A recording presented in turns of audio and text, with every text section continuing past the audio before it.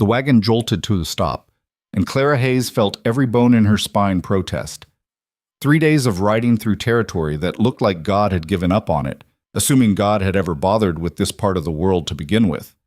The driver didn't help her down, didn't even look at her, just spat tobacco juice into the dirt and said, "Red Mesa, end of the line." Clara stepped down anyway, her boots hitting ground that crunched like broken glass. The main street stretched before her, a study in failure. Buildings leaned against each other like drunks, paint peeled in long strips. The wind pushed dust devils through empty doorways. She'd seen dying towns before, but Red Mesa wasn't dying. It was already dead and too stubborn to notice. "You lost, lady?" The voice came from a man sitting outside what might have been a saloon once. His chair was tilted back against the wall, hat pulled low, but she could feel him watching. Others were watching too. Men in doorways, women behind windows. The kind of watching that came before judgment. Clara didn't answer.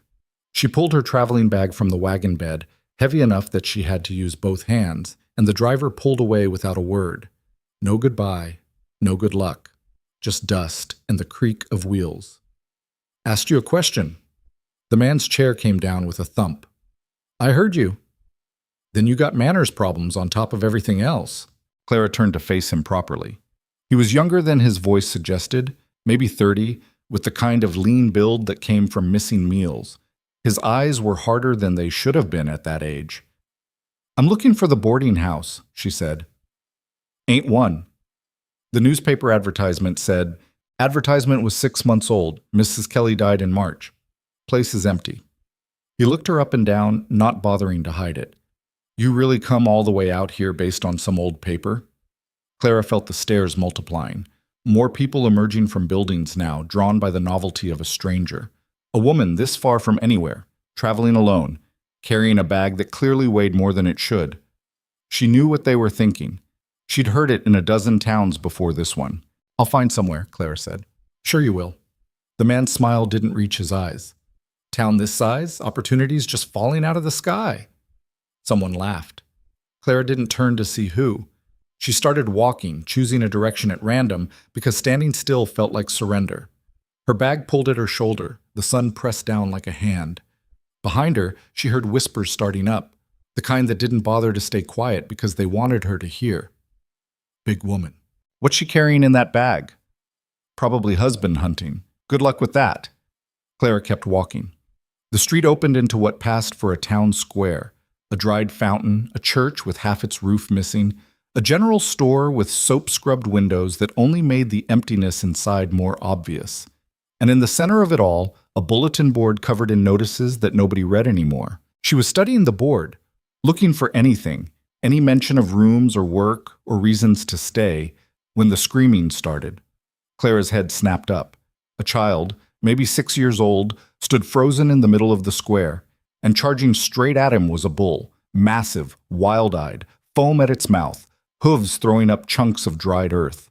The child didn't move, couldn't move, just stood there with his hands at his sides while death came at him in the form of 1,500 pounds of panicked animal. Clara dropped her bag. She didn't think about it, didn't calculate odds or plan approach angles. Her legs just moved, carrying her across the square in a sprint that made her lungs burn.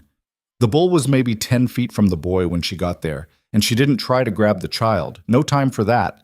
Instead, she threw herself at the bull's head, both hands reaching for the ring in its nose, her full weight swinging into the motion. The impact felt like hitting a wall. The bull's momentum carried them both sideways, Clara's boots skidding in the dirt, her hands locked around that ring even as pain shot through her wrists. The animal bellowed, a sound that vibrated through her chest and twisted its massive head. Clara went airborne. She hit the ground hard enough to see stars. Tasted copper. Felt something in her ribs shift in a way that ribs shouldn't shift. The bull wheeled around, and for a second she thought it would charge again, finish what it started. But someone was shouting now, and men were running forward with ropes, and the bull decided it had enough enemies for one day. It bolted down a side street, leaving Clara in the dirt, and the child standing exactly where he'd been, unharmed, staring at her with huge eyes. Clara pushed herself up to her elbows. Her shirt was torn. Blood ran from her nose. Everything hurt. And then someone laughed. Not a nervous laugh. Not relief. Just pure amusement, high and sharp, cutting through the silence. Clara turned her head and saw a woman on the general store porch, hand over her mouth, shoulders shaking. Another laugh joined the first, then another. Within seconds, the whole square was laughing.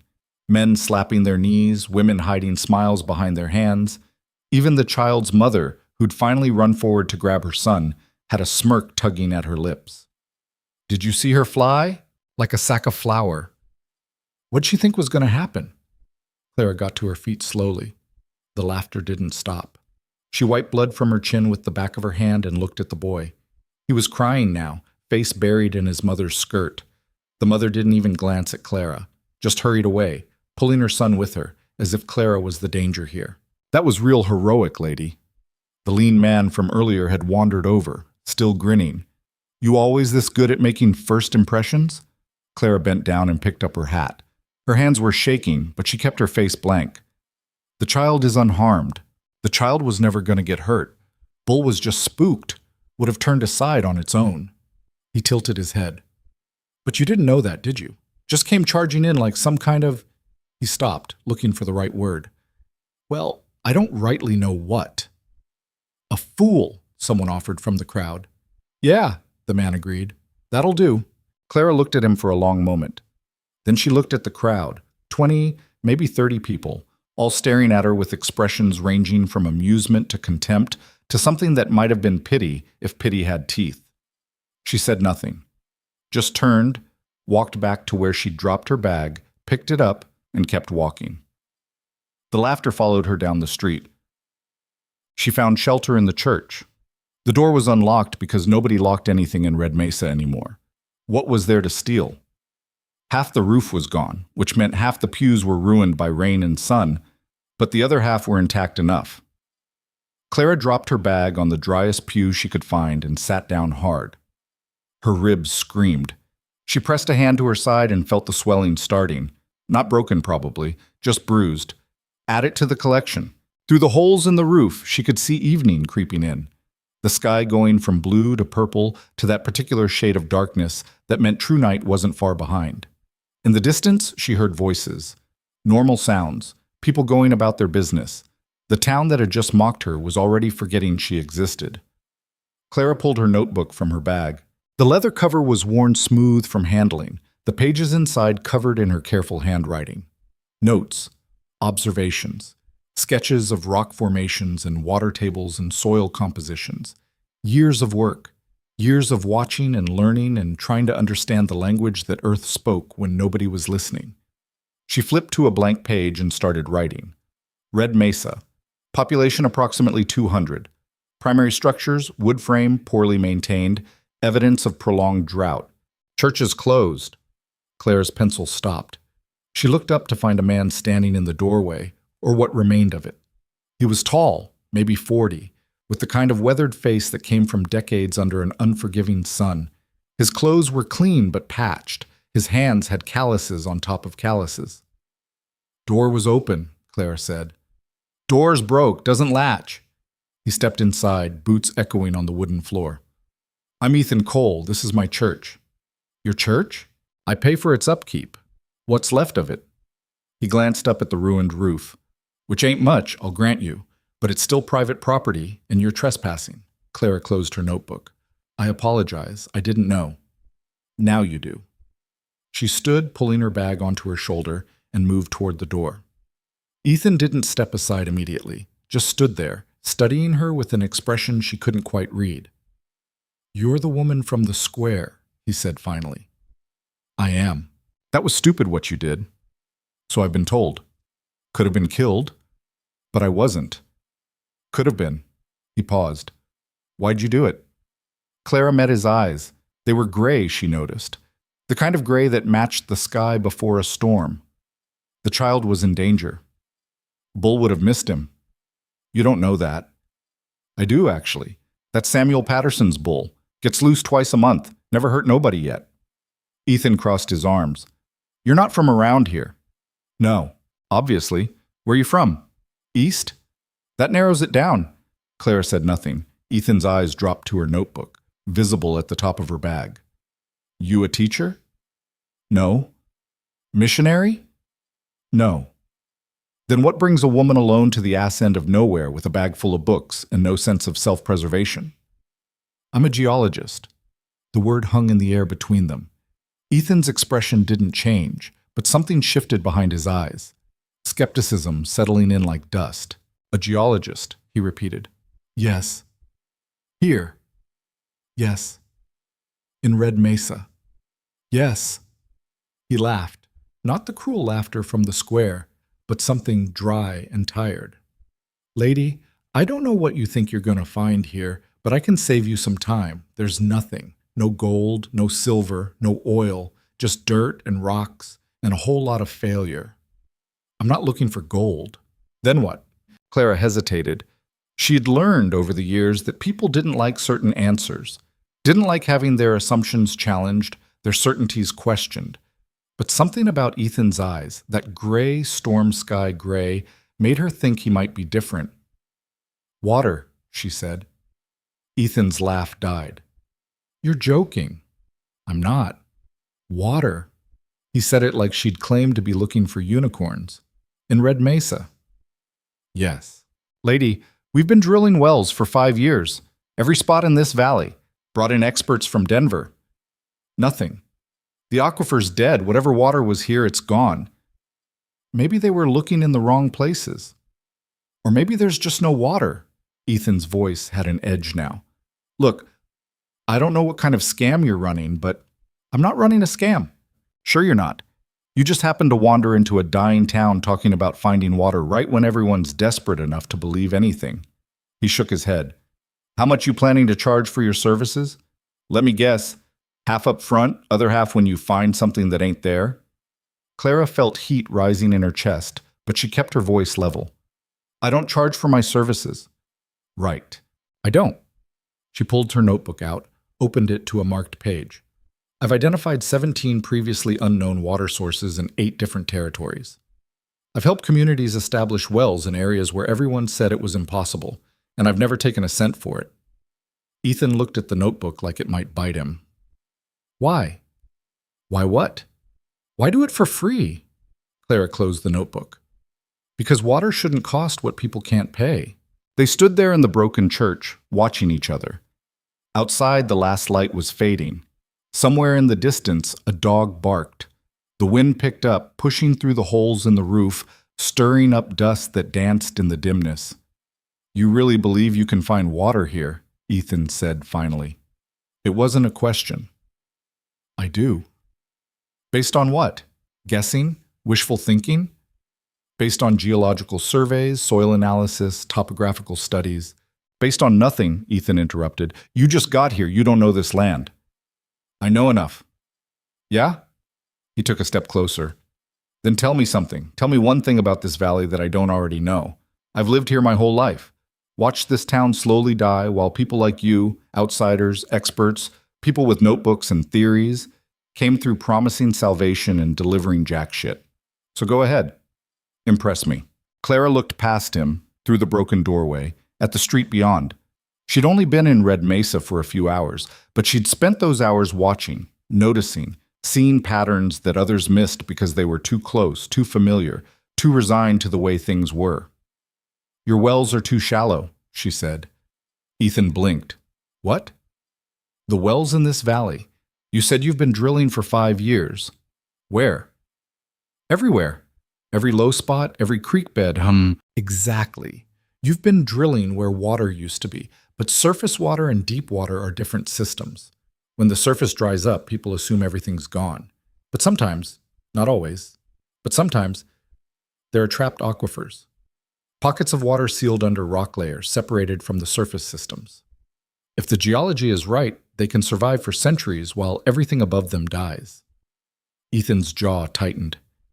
And you think Red Mesa has one of these magical pockets? I think it might. Based on what? Based on the rock formations I saw riding in, the angle of the valley walls, the composition of the soil, the way certain plants are distributed. Plants, Ethan said flatly. Yes, cottonwood roots can reach down 60 feet or more when they're desperate for water. I saw a stand of them on the ridge north of town, all leaning the same direction. That means something. It means wind. It means water, deep water, calling to them. Clara held his gaze. I could be wrong. I've been wrong before. But I don't think I am. Not this time. Ethan stared at her for a long moment. Then he shook his head and turned away. You should leave in the morning. There's nothing for you here. I came here to help. We don't want your help. He paused in the doorway without looking back. And for what it's worth, that thing you did in the square. That wasn't brave. It was reckless. There's a difference. Then he was gone, footsteps fading into the night. Clara stood alone in the ruined church, her ribs aching, her pride bruised worse than her body. She could leave. Should leave, probably. This town had made it clear she wasn't wanted, but she'd been unwanted before, been laughed at before, been told she was crazy, foolish, wasting her time. She pulled out her notebook again and flipped to the map she'd started sketching. The valley spread out in her mind's eye, contours and elevations and hidden meanings written in stone and soil. Somewhere down there, beneath all that scorn and skepticism, water was waiting. She just had to prove it. Mez. The next morning, Clara woke to voices. She'd spent the night on a church pew, her bag as a pillow, and her dreams full of bulls and laughter. Now daylight streamed through the holes in the roof, and outside people were talking. Can't just let her stay there. Why not? Building's abandoned anyway. It's the principle of the thing. Clara sat up, wincing as her ribs protested. Through the broken door, she could see a small crowd gathering. 10, maybe 12 people, all staring at the church like it had personally offended them. She stood, straightened her clothes as best she could, and walked outside. The talking stopped immediately. Morning, Clara said. Nobody responded. They just stared. The same people who'd laughed yesterday, plus a few new faces. At the front of the group stood a woman in her 50s, wearing a dress that had probably been fashionable a decade ago and an expression that suggested she'd been appointed spokesperson against her will. You can't stay here, the woman said. I don't plan to stay long. Good, then you'll be leaving today. I didn't say that. The woman's face hardened. Look, Miss Hayes, Clara Hayes. Miss Hayes, I'm sure you're a very nice person, but Red Mesa doesn't have room for charity cases. We're barely keeping ourselves fed as it is. I'm not asking for charity. Then what are you asking for? Nothing. I came here to work. That got some murmurs from the crowd. The woman held up a hand for silence. Work doing what exactly? Finding water. The murmurs turned into laughter, quieter than yesterday, but no less cutting. The woman didn't laugh, though. She just looked tired. Honey, she said, and the condescension in her voice was worse than the laughter. We've had experts, real experts, with credentials and equipment. They all said the same thing. There's no water left in this valley. It's gone. And no offense, but if they couldn't find it, I doubt you will. Maybe they were looking in the wrong places. Or maybe there's nothing to find. The woman glanced back at the crowd, then at Clara. Look, I understand you probably had good intentions coming here, but good intentions don't put food on the table or water in the wells. The best thing you can do is move on. Save yourself some disappointment. Clara looked at the faces staring back at her. Skeptical faces, tired faces. The faces of people who'd had hope used against them too many times to risk it again. I understand, she said quietly. Thank you for your time. She turned to go back into the church, and that's when she saw him. Ethan Cole, standing apart from the crowd, watching with those storm-gray eyes. He didn't say anything, didn't nod or gesture or give any sign of what he was thinking, just watched. Clara held his gaze for a moment, then went inside. The crowd dispersed slowly, voices rising again as they walked away. Clara sat on her pew and pulled out her notebook, but she couldn't focus on the pages. Her mind kept returning to the same question, why stay? She'd been run out of towns before. Hell, she'd left towns before they could run her out. She knew how this went. The pattern was always the same. Arrive with hope, meet with skepticism, prove herself or fail trying, leave either way. Red Mesa would be no different, except those cottonwoods on the ridge, except the angle of the valley walls, except the feeling in her gut, the same feeling that had been right in Kansas and Colorado and New Mexico, that said water was here, close, waiting. She was still sitting there, lost in thought, when footsteps echoed on the church floor. Clara looked up to find Ethan Cole standing in the doorway again. In the daylight, she could see details she'd missed last night. The gray in his dark hair, the lines around his eyes, the way his shoulders carried weight that wasn't entirely physical. "You're still here," he said. "I'm still here." "Heard what Marjorie told you." "Marjorie? Woman out front, she means well." "I'm sure she does." Ethan walked farther into the church, his boots loud in the empty space. He didn't sit, just stood there with his hands in his pockets, looking up at the ruined roof. "This church used to be full every Sunday," he said. 100 people or more. Now we're lucky if 20 show up, and half of them only come because there's nothing else to do. He looked at Clara. "You know what kills a town? It's not drought. It's not hard times. It's hopelessness. When people stop believing things can get better, that's when they start leaving. That's when they stop fighting." "Why are you telling me this?" "Because I want you to understand something. This town doesn't hate you. They're just tired of being disappointed, tired of outsiders who show up with promises and leave with excuses." He paused. "I'm tired of it too." Clara closed her notebook. "I'm not making promises." "No? Then what do you call saying you can find water where everyone else failed? A hypothesis, subject to testing and verification. Sounds like a fancy word for a promise to me." They looked at each other across the dusty air. Outside, Red Mesa was waking up properly. Doors opening, voices calling, the slow rhythm of a town that had nothing to look forward to but another day of dying slowly. "Let me test my hypothesis," Clara said. Ethan raised an eyebrow. "How?" "Your ranch. You said you pay for the church's upkeep, which means you have property, land. Let me survey it. Let me see if I'm right. And if you're wrong, then I'll leave. Tonight, no argument." "And if you're right?" Clara smiled, the first real smile since arriving in Red Mesa. "Then you'll have water." Ethan studied her for a long moment. She could see the war happening behind his eyes, the part of him that wanted to believe fighting the part that knew better, the part that was desperate battling the part that was afraid. "My ranch is 3 miles north," he said finally. "Meet me there in an hour."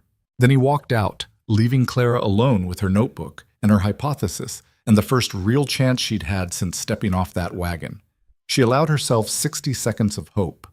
Then she got to work. Clara stood at the edge of Ethan Cole's ranch and felt her certainty waver. The land stretched out before her like a wound that wouldn't heal, cracked earth, dead grass, fence posts leaning at angles that suggested they'd given up trying to stay upright. A barn listed to one side, its red paint peeled down to bare wood. The house wasn't much better, single story with a sagging porch and windows that needed washing badly enough that she couldn't see through them. But it was the cattle that made her stomach turn. They stood clustered near an empty water trough, ribs showing through their hides, heads hung low. Maybe 30 of them, maybe less. She'd seen dying herds before, but something about these animals, their stillness, their defeat, felt worse than she'd expected. "It wasn't always like this." Ethan's voice came from behind her. She turned to find him standing next to a truck that looked older than both of them combined, arms crossed, jaw tight. 5 years ago, this place supported 200 head of cattle, he continued. Good stock, prize-winning bulls. People came from 3 states over to buy from me. He looked at the skeletal animals near the trough. Now I can barely keep 40 alive. Clara pulled her notebook from her bag. When did the wells go dry? First one failed 3 years back, eastern pasture. I drilled another one to replace it, went down 30 feet, found nothing. He walked toward her, boots kicking up dust with each step. Drilled 4 more after that. Different spots, different depths, same result every time. What about the creek? What creek? Clara pointed to a depression running through the northern section of the property, a curved line in the landscape that stood out even from a distance. That dry creek bed. When did it stop flowing? Ethan followed her gaze. 7 years ago. Used to run year-round when I was a kid. Then it started going dry in summer, then fall. Then it just stopped entirely. He paused.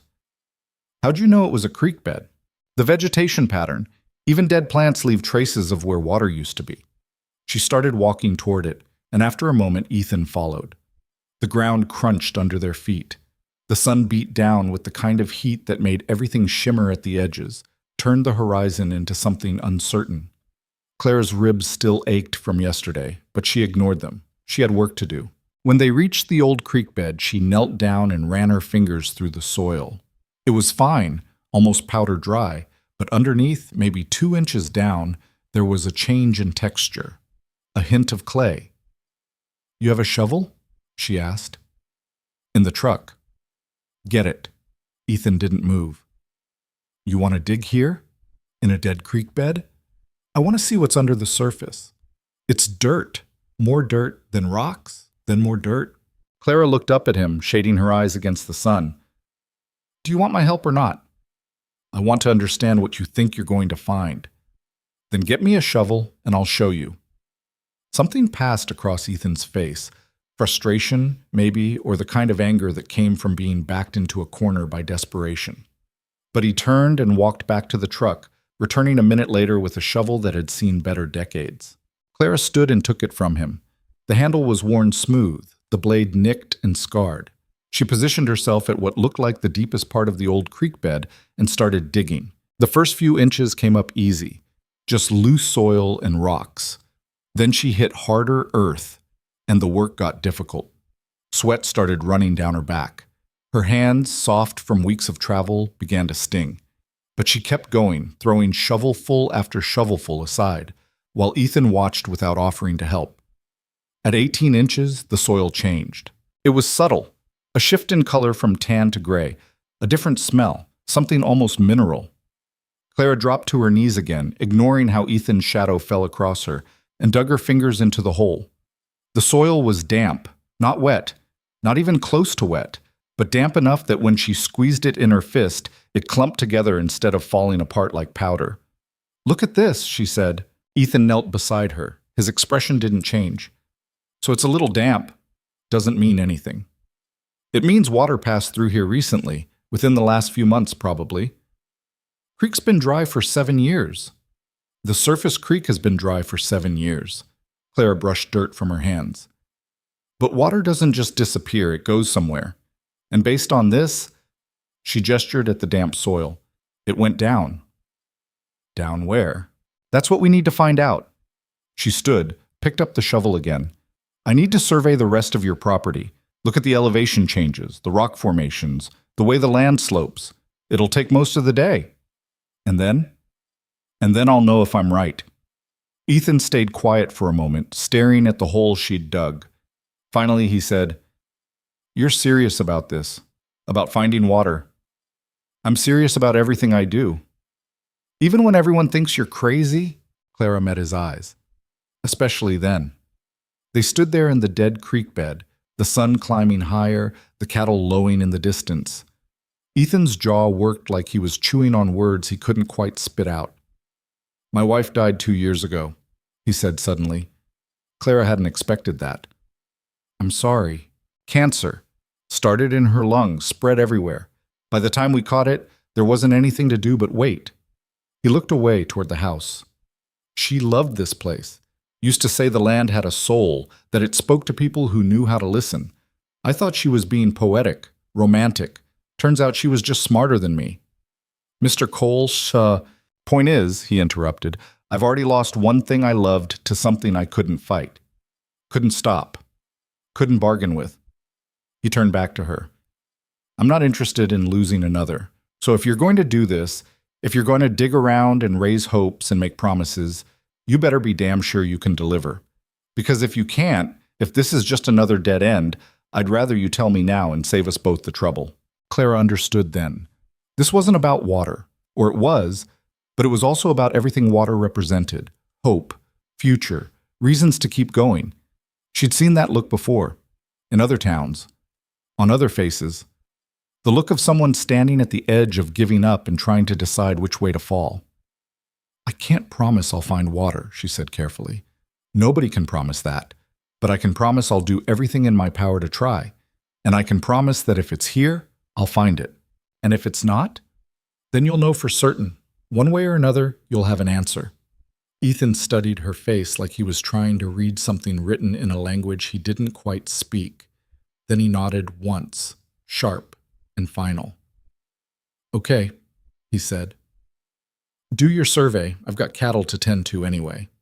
He started walking back toward the barn, then stopped and called over his shoulder. "There's water in the house if you need it. And Clara?" She looked at him. "Don't make me regret this." Then he was gone, disappearing into the barn, leaving her alone with her notebook and her theories and the weight of expectation she hadn't asked for, but accepted anyway. Clara took a deep breath and got to work. The survey took 6 hours. She walked every inch of Ethan's property, noting elevation changes, soil composition, rock outcroppings. She sketched the way the land flowed, how it dipped and rose, where ancient water would have carved paths that were now invisible to anyone who wasn't looking. Her legs ached, her feet blistered. The sun turned her neck red despite her hat. But slowly, piece by piece, a picture emerged. The ranch sat in a natural basin, not obvious from ground level, but clear when you knew what to look for. The hills on 3 sides channeled runoff toward the center, where the old creek bed cut through. And underneath, if her calculations were right, if the rock layers she'd identified on the ridge matched what she suspected was below, there should be a trapped aquifer. Water that had seeped down decades ago, maybe longer, and gotten sealed under a layer of impermeable stone. Should be, might be, could be. All the qualifiers that made the difference between science and gambling. By the time she made it back to the barn, the sun was starting to sink toward the horizon. Ethan was inside, forking hay into stalls, and he didn't look up when she entered. "Find anything?" he asked. "Maybe." "That's not encouraging. It's honest." Clara leaned against a stall door, grateful for the shade. "Your property sits in a natural collection basin. All the runoff from the surrounding hills would have drained toward the center, right where your old creek bed is." "I know that. Everyone knows that. That's why we thought the water table would be high here. But it isn't. The surface water table isn't, but there's a difference between surface water and trapped water." She pulled out her notebook, flipped to a sketch she'd made. "See this rock layer here? I found exposed sections of it on the northern ridge. It's dense, impermeable. If it extends under your property, and I think it does, then any water that seeped down through the soil before it got too dry would be trapped underneath it." Ethan set down his pitchfork and came closer, squinting at her sketch. "You're saying there's water under a layer of rock. I'm saying there might be. How far down? 40 feet? Maybe 50? He laughed, that same dry, humorless sound from yesterday. 40 feet. I've never drilled past 35. I know. Because the experts said anything deeper was pointless. The experts were wrong. Or you're wrong. That's possible too." Clara closed her notebook. "But there's only one way to find out." Ethan walked to the barn door and stood there, looking out at his dying ranch. The cattle were still clustered near the empty trough. The sun painted everything gold and red, which should have been beautiful but just felt cruel. All that light and no water to reflect it. 40 feet, he said quietly. "You know what that would cost? Time, labor, equipment I don't have?" "I know. And you know what happens if we dig that far and find nothing? The whole town will know. They'll know I was desperate enough to bet on a stranger who showed up talking about water like some kind of..." He stopped, searching for the word. "Prophet?" Clara offered. "I was going to say con artist." She flinched, but he wasn't looking at her, so he didn't see it. "I'm not trying to con you," she said. "I know. If you were, you'd be more confident. Con artists don't use words like maybe and might be." He turned to face her. "But that doesn't make this any easier. Because if I do this, if I start digging, I'm not just betting my money. I'm betting my reputation, my future, everything I've got left." Clara wanted to tell him it would be okay. Wanted to promise success, guarantee results, give him the certainty he was looking for. But she'd learned over years of disappointment and small victories that certainty was a lie. The earth didn't promise anything. It just was. And you either understood its language or you didn't. "I can't make this decision for you," she said. "All I can do is tell you what I see, and what I see is a possibility. Not a guarantee, not even a probability, just a possibility that water exists under your land in a place nobody thought to look. Because it was too deep. Because it seemed too hard." They stood there in the gathering dusk, and Clara could hear everything the silence contained. Doubt, fear, desperation, the faint sound of cattle that wouldn't last another season without water. When I was a kid, Ethan said finally, my father used to tell me that faith and stupidity looked the same right up until the moment you found out which one you'd been practicing. He smiled, but it didn't reach his eyes. I've never been good at telling the difference. Most people aren't. You saying you are? I'm saying I've been wrong enough times to know the difference doesn't matter. What matters is whether you're willing to find out. Ethan looked at her for a long moment. Then he nodded, so slightly she almost missed it. We start digging tomorrow, he said. Dawn. And Clara? If this goes south, if we dig down to hell itself and find nothing but more dirt, I'm blaming you, loudly, publicly, to anyone who'll listen. That's fair? Just so we're clear. We're clear. He walked past her, heading toward the house, then stopped at the barn door. You can sleep in the spare room tonight. It's not much, but it's better than the church. I don't want to impose. You're already imposing. Might as well do it somewhere with a real bed. He paused. And Clara, thank you for trying, even if it doesn't work out. Then he was gone, leaving her alone in the barn with the horses and the smell of hay and the weight of tomorrow pressing down like the sky itself. Clara looked at her notebook one more time, at the sketches and calculations and carefully worded hypotheses. Everything in her said she was right. The geology lined up. The evidence pointed to water. But everything in her had been wrong before. She closed the notebook and tried not to think about what failure would mean this time. The spare room was small, just a bed, a dresser, and a window that looked out over the eastern pasture. Clara lay in the dark, listening to the house settle around her, and tried to sleep. But her mind kept running through the calculations, checking and rechecking, looking for flaws she might have missed. At some point past midnight, she heard footsteps in the hallway. They stopped outside her door, stayed there for a few seconds, then moved on. Ethan probably, unable to sleep either, pacing the house like a ghost haunting his own life. Clara understood that.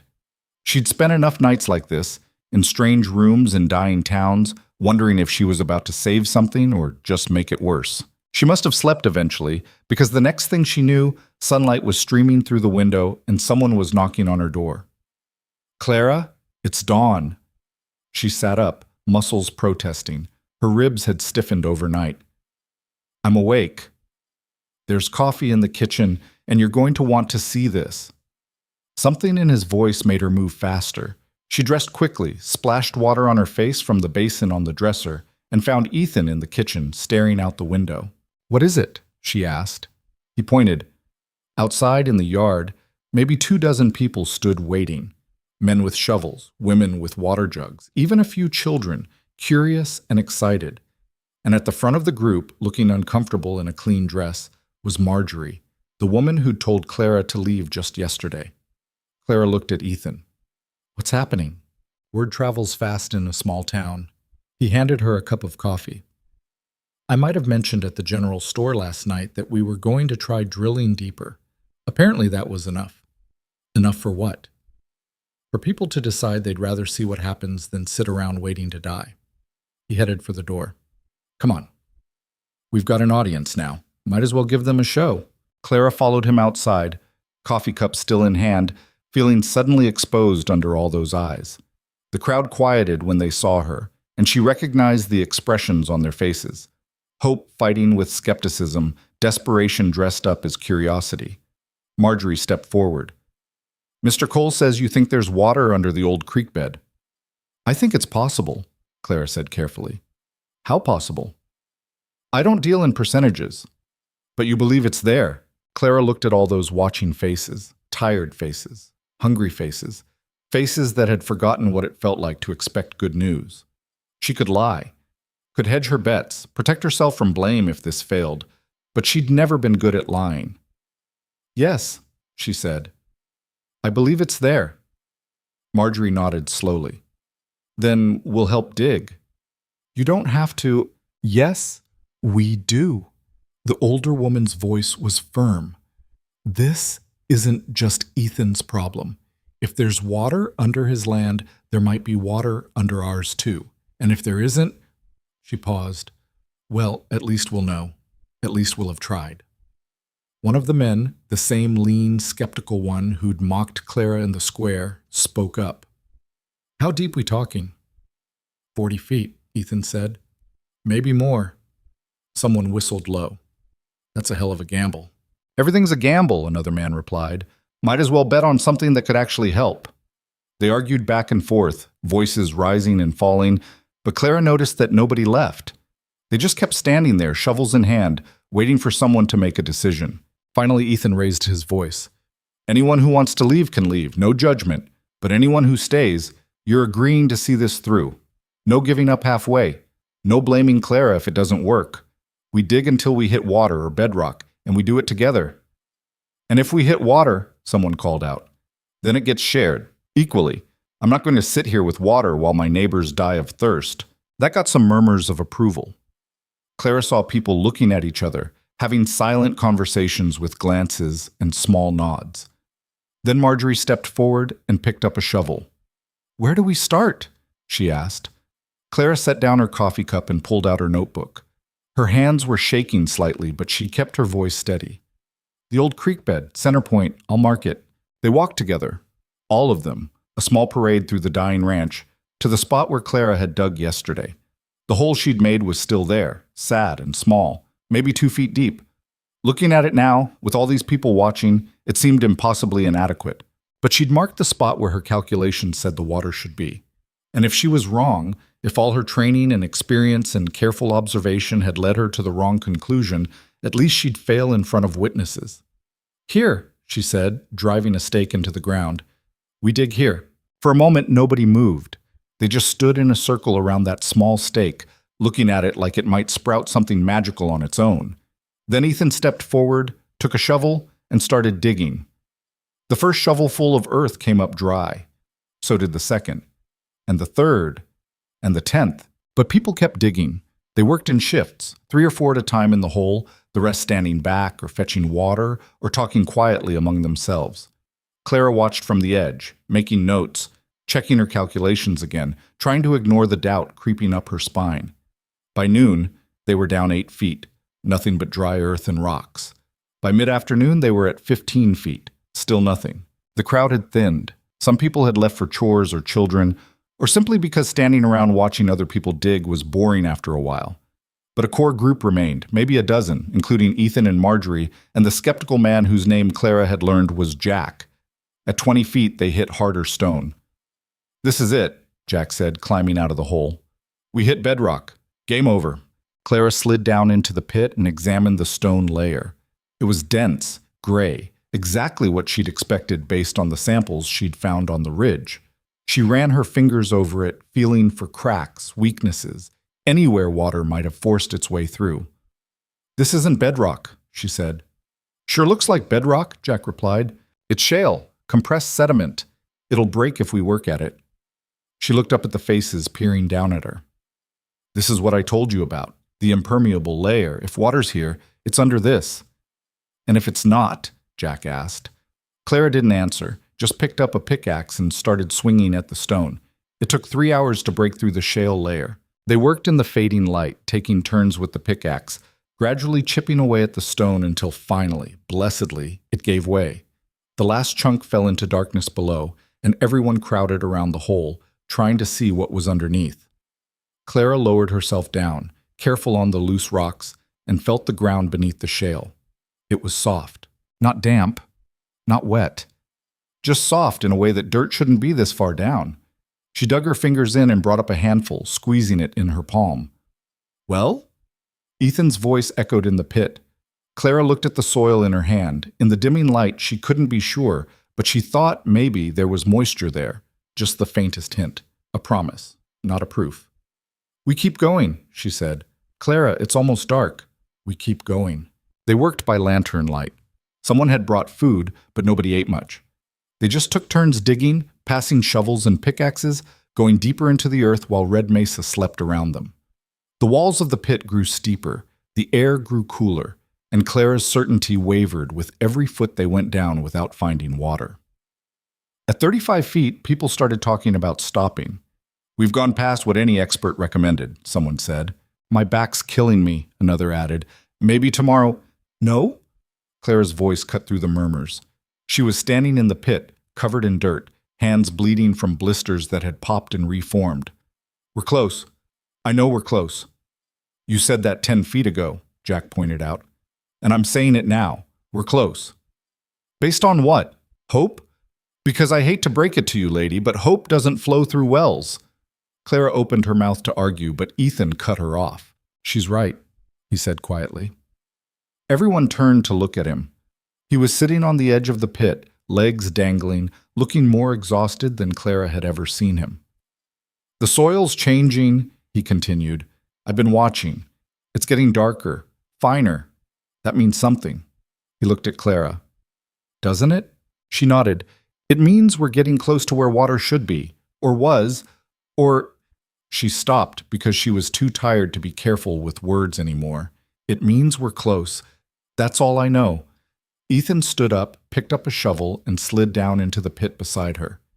Then we keep going. One by one, the others followed. Marjorie, Jack, a young couple whose names Clara still didn't know. They climbed into the pit or stood at the edge, and they kept digging. At 40 feet, Clara's shovel hit something that wasn't stone. She stopped, set down the shovel, knelt in the dirt, and felt with her hands. The soil was damp. Not just a little damp. Not just surface moisture. Actually damp.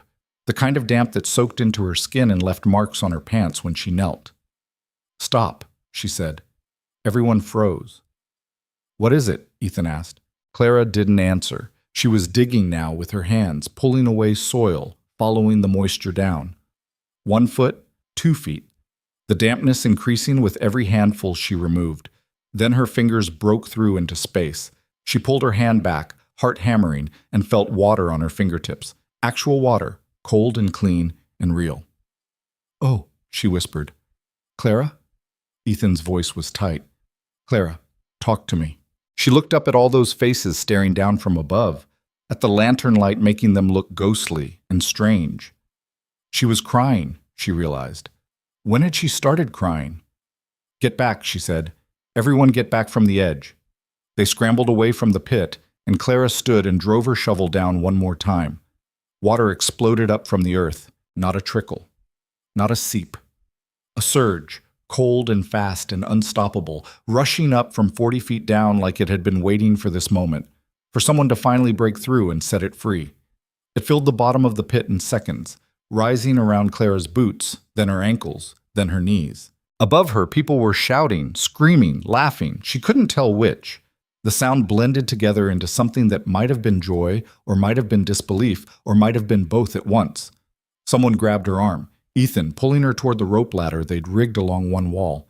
Come on, before it gets too high. They climbed together, soaked and muddy and grinning like idiots, while the water kept rising below them. By the time they reached the surface, it was already 10 feet deep in the pit, and still coming, spilling over the edges, spreading across the dry earth like a miracle made real. Clara collapsed on solid ground, breathing hard, and looked at the faces surrounding her. They were all staring at the water, this thing they'd thought was gone forever, returned from the dead. Then Marjorie started laughing. Real laughter, not the cruel kind from the square. And Jack was crying, actual tears running down his weathered face. And Ethan was looking at Clara like she'd just performed magic instead of geology. You did it, he said. You actually did it. Clara wanted to correct him, wanted to say that the water did it, that the earth did it, that all she'd done was look closely enough to see what was already there. But her throat was too tight for words, so she just nodded and watched the water spread across Ethan Cole's dying ranch, bringing it slowly, surely, impossibly back to life. The celebration lasted until dawn. People ran to get their families, to spread the word, to see the miracle for themselves. By the time the sun rose, half of Red Mesa was crowded into Ethan's yard, staring at the new well like it might disappear if they looked away. Children splashed in the overflow. Women filled every container they'd brought. Men stood in groups, talking about drilling their own wells, about where water might be hiding under their properties. The mood was electric, ecstatic, unrestrained, but Clara barely noticed. She sat apart from the crowd, notebook in her lap, too tired to celebrate. Her hands were shaking from exhaustion. Her clothes were ruined. Her body felt like it had been run over by one of those empty wagons that had brought her here. She should have been happy. This was what she did. Found water, saved towns, proved the doubters wrong. But all she felt was hollow. Because she knew what came next. It always came next. The attention would shift. The gratitude would curdle into expectation. People would want more. More wells, more certainty, more guarantees she couldn't give. And when she couldn't deliver everything they wanted, when she tried to explain that finding water wasn't magic, that every location was different, that success here didn't promise success anywhere else, they'd turn on her. They always turned. "You're not celebrating." Clara looked up to find Ethan standing over her, 2 cups of coffee in his hands. He offered her one, and she took it gratefully. "Too tired," she said. "Liar." He sat down beside her. "You're thinking about leaving." "I don't." "You are. I can see it on your face. You're already planning your exit." He sipped his coffee. "Can't say I blame you. This kind of attention can't be comfortable." Clara looked at the crowd. Marjorie was holding court near the well, telling the story of the dig to newcomers with increasingly dramatic gestures. Jack was arguing with someone about drilling depths. The whole scene felt surreal, like she'd stepped into someone else's life by accident. "I'm not good with people," she admitted. "Never have been. I'm good with rocks and soil and things that don't talk back. And yet you keep helping people anyway." "I help communities. That's different." "Is it?" Clara didn't answer. They sat in silence, watching the sun climb higher, turning the new water golden. "Victor Hale came by last night," Ethan said finally. Clara's head snapped up. "Who?" "Land agent, works out of Denver. He's been circling Red Mesa for months, buying up properties for pennies when people can't pay their debts." Ethan's jaw tightened. He showed up around midnight, all smooth smiles and legal papers, asking questions about the well. What kind of questions? The kind that made it clear he's already thinking about how to take it from us. A cold feeling settled in Clara's stomach. "He can't. It's on your land. For now. But I owe the bank money. A lot of money.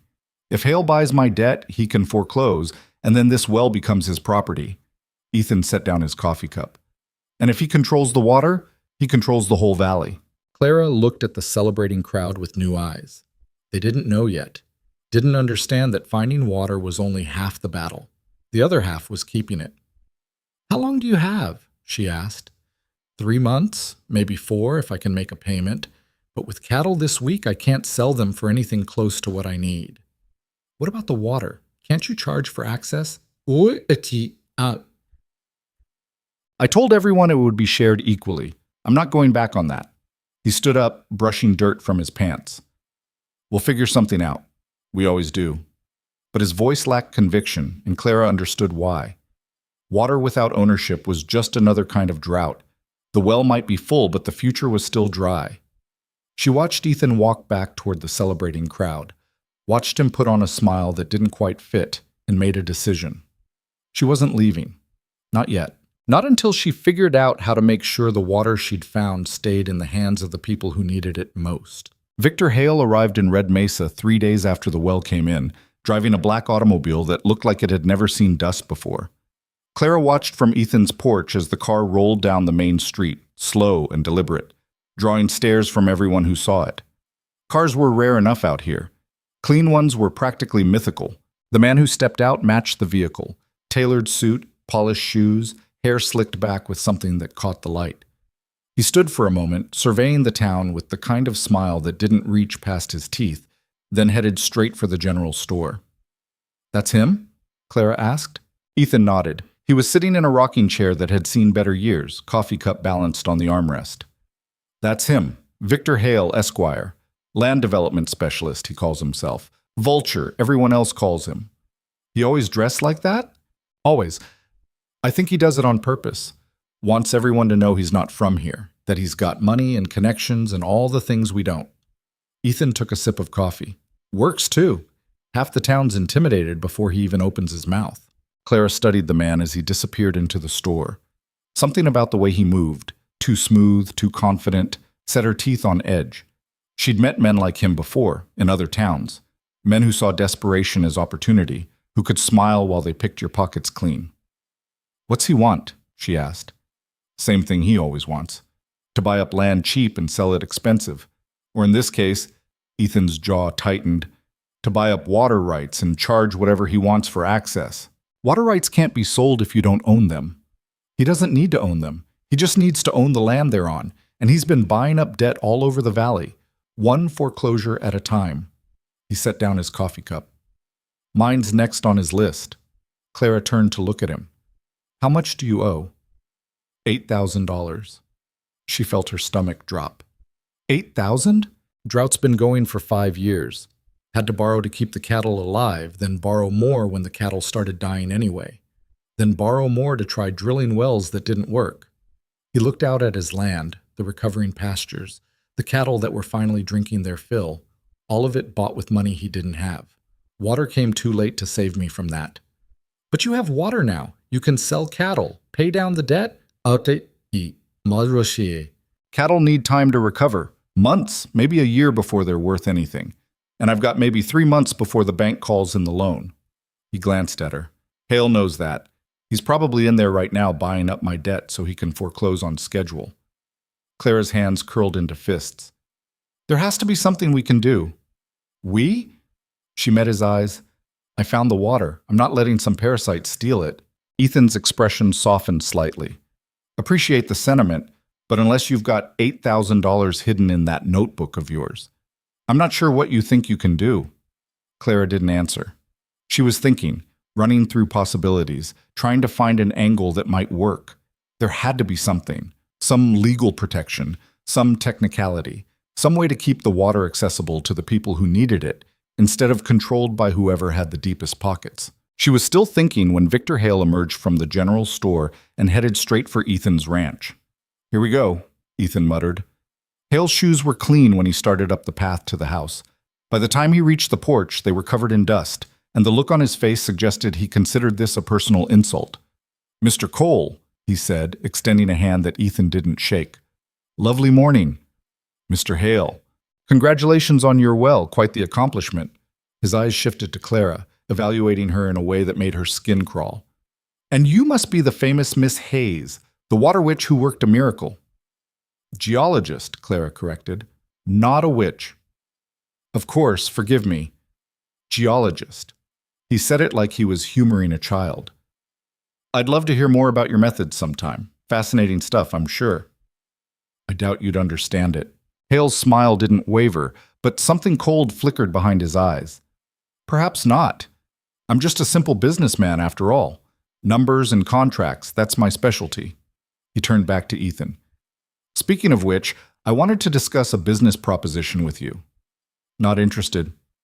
You haven't heard it yet. Don't need to. Whatever you're selling, I'm not buying. Hale pulled out a folded document from his jacket pocket. I've acquired your debt from the bank, all of it, which makes me your new creditor. Ethan's face went pale. You what? The bank was happy to sell. They've been trying to collect from you for years with no success. I offered them 70 cents on the dollar, and they couldn't sign fast enough. He unfolded the document showing rows of numbers and legal language. According to the terms of your original loan, payment in full is due within 90 days, or I can foreclose and take possession of the property. You son of a... However, Hale continued, raising his voice slightly, I'm a reasonable man. I'm willing to offer you a deal. Sign over the water rights to me, just the water. You keep the land, and I'll forgive the entire debt. Clara felt something hot and sharp rise in her chest. That's extortion. That's business, Miss Hayes. Mr. Cole borrowed money he couldn't repay. I'm offering him a way out that doesn't involve losing everything. Hale looked at Ethan. Think about it. You keep your ranch, your home, your cattle. All I get is access to the water, which, let's be honest, you've already promised to share with the community anyway. What's the difference if I'm the one managing that access? The difference, Ethan said slowly, is that you'll charge for it. You'll bleed this valley dry 1 bucket at a time. I'll charge a fair price for a valuable resource. That's called economics. Hale folded the document and tucked it away. You have 3 days to decide. After that, I start foreclosure proceedings. He tipped his hat to Clara. Always a pleasure to meet someone who believes in miracles, Miss Hayes, even if miracles don't pay the bills. Then he turned and walked back to his pristine automobile, leaving Clara and Ethan standing on the porch in stunned silence. 3 days, Ethan said finally. That's not enough time to sell anything, to raise any money, to... He stopped, jaw working. He knows that. He's backing me into a corner on purpose. Clara watched Hale's car disappear down the road, trailing dust. Her mind was racing, sorting through options, looking for leverage. There has to be a way to fight this. With what? I don't have money for a lawyer. Don't have time to contest it in court even if I did. Ethan sank back into his chair. Maybe I should just take his deal. At least then I keep the land. And everyone else loses access to water they helped dig for. Everyone else didn't spend 40 years building this ranch. No, but they spent 40 hours digging that well. They've got as much claim to it as you do. Ethan looked at her sharply. You saying I should just give it away? Let Hale take everything because it's the noble thing to do? I'm saying there's a difference between giving it away and letting it get stolen. Clara leaned against the porch railing. Hale's relying on you being desperate and isolated. He thinks you'll take the deal because you don't have any other choice. But what if you did? I'm listening. What if the water rights didn't belong to you? What if they belonged to everyone who helped dig the well? Ethan frowned. That's not how property law works. Actually, in some territories it is. Communal water rights. If multiple parties contribute labor or resources to developing a water source, they can claim shared ownership. Clara pulled out her notebook, flipping to a page she'd marked days ago. Notes she'd made about water law in different regions, just in case. I've seen it done in Colorado. A group of ranchers pooled their resources to drill a deep well, then formed a cooperative to manage it. Each member had equal rights, and no single person could sell or transfer those rights without consensus. Red Mesa's not Colorado. No, but the principle's the same. If you can prove that the well was a communal effort, which it was, we've got 24 witnesses, then you might be able to argue that the water rights can't be transferred as part of your personal debt. Ethan was quiet for a moment, thinking. That would require filing legal documents, establishing the cooperative formally, getting everyone to agree. Do you think they would? Agree, I mean? To keep water out of Hale's hands? Yeah, I think they would. He stood up, some of the defeat leaving his posture. But even if we file the paperwork, Hale's going to fight it. He's got lawyers. We don't. Then we need to find one. With what money? Clara hesitated. She had some savings, not much, but enough to live on while she traveled between towns. Enough to keep her fed and housed and moving. But it wasn't nearly enough to pay a lawyer for the kind of fight this would become. Let me think about it, she said. There might be another way. Ethan studied her face. You're not going to do something stupid, are you? Define stupid. Clara, I'm not going to do anything without talking to you first, she amended. But I'm also not going to stand by while some suit steals water from people who need it. Before Ethan could respond, they heard voices approaching. Marjorie and Jack, along with a handful of others, walking up the path with expressions that suggested they'd already heard about Hale's visit. Is it true? Marjorie asked without preamble. Did Hale buy your debt? Ethan nodded. As of this morning. And he wants the water rights? That's the deal he's offering, water rights for debt forgiveness. The group exchanged looks. Jack spoke up first. So what are you going to do? Not take it, Ethan said firmly. We're going to form a cooperative. Make the water rights communal property. That way Hale can't touch them, even if he forecloses on the ranch. Will that work? Someone asked. Maybe, Clara said. If we do it right and do it fast. And if we don't do it right, then Hale owns the water, and we're right back where we started. She looked at their faces, worried, uncertain, but not quite defeated. It's a risk. I won't pretend it isn't, but doing nothing is a bigger risk. Marjorie crossed her arms. What do you need from us? Clara pulled out her notebook and started making a list. First, we need documentation. Everyone who helped dig the well needs to sign an affidavit stating their contribution, hours worked, materials provided, anything that establishes your investment in the project. Second, we need to draft articles of incorporation for the cooperative. And third, we need to file everything with the Territorial Land Office before Hale can move forward with foreclosure. How long will that take? Jack asked. If we work fast? 2 days. Maybe less. And the filing fee? Clara hadn't thought about that. How much is it? Last I checked, about $50. Jack shook his head. Might as well be $500 for most of us. $50. Not a fortune. but more than most people in Red Mesa had to spare after 5 years of drought. Clara did quick math in her head. She had maybe $70 left from her last job, enough to cover the fee and still have a little cushion. It wasn't smart. It was the opposite of smart. But she'd come this far. "I'll cover it," she said. Everyone stared at her. "You don't have to do that," Marjorie said. "I know. It's not your fight." "It became my fight when I found the water." Clara closed her notebook. "Besides, what's the point of finding water if I just let someone steal it?" Ethan was looking at her with an expression she couldn't quite read. "Clara, don't argue. We're wasting time." She turned to the group. "Marjorie, can you round up everyone who helped with the well? We need those affidavits by tomorrow morning. Jack, you know anyone who's written legal documents before?" Jack scratched his jaw. "Old Thomas used to be a clerk, before he lost his hand in the sawmill accident.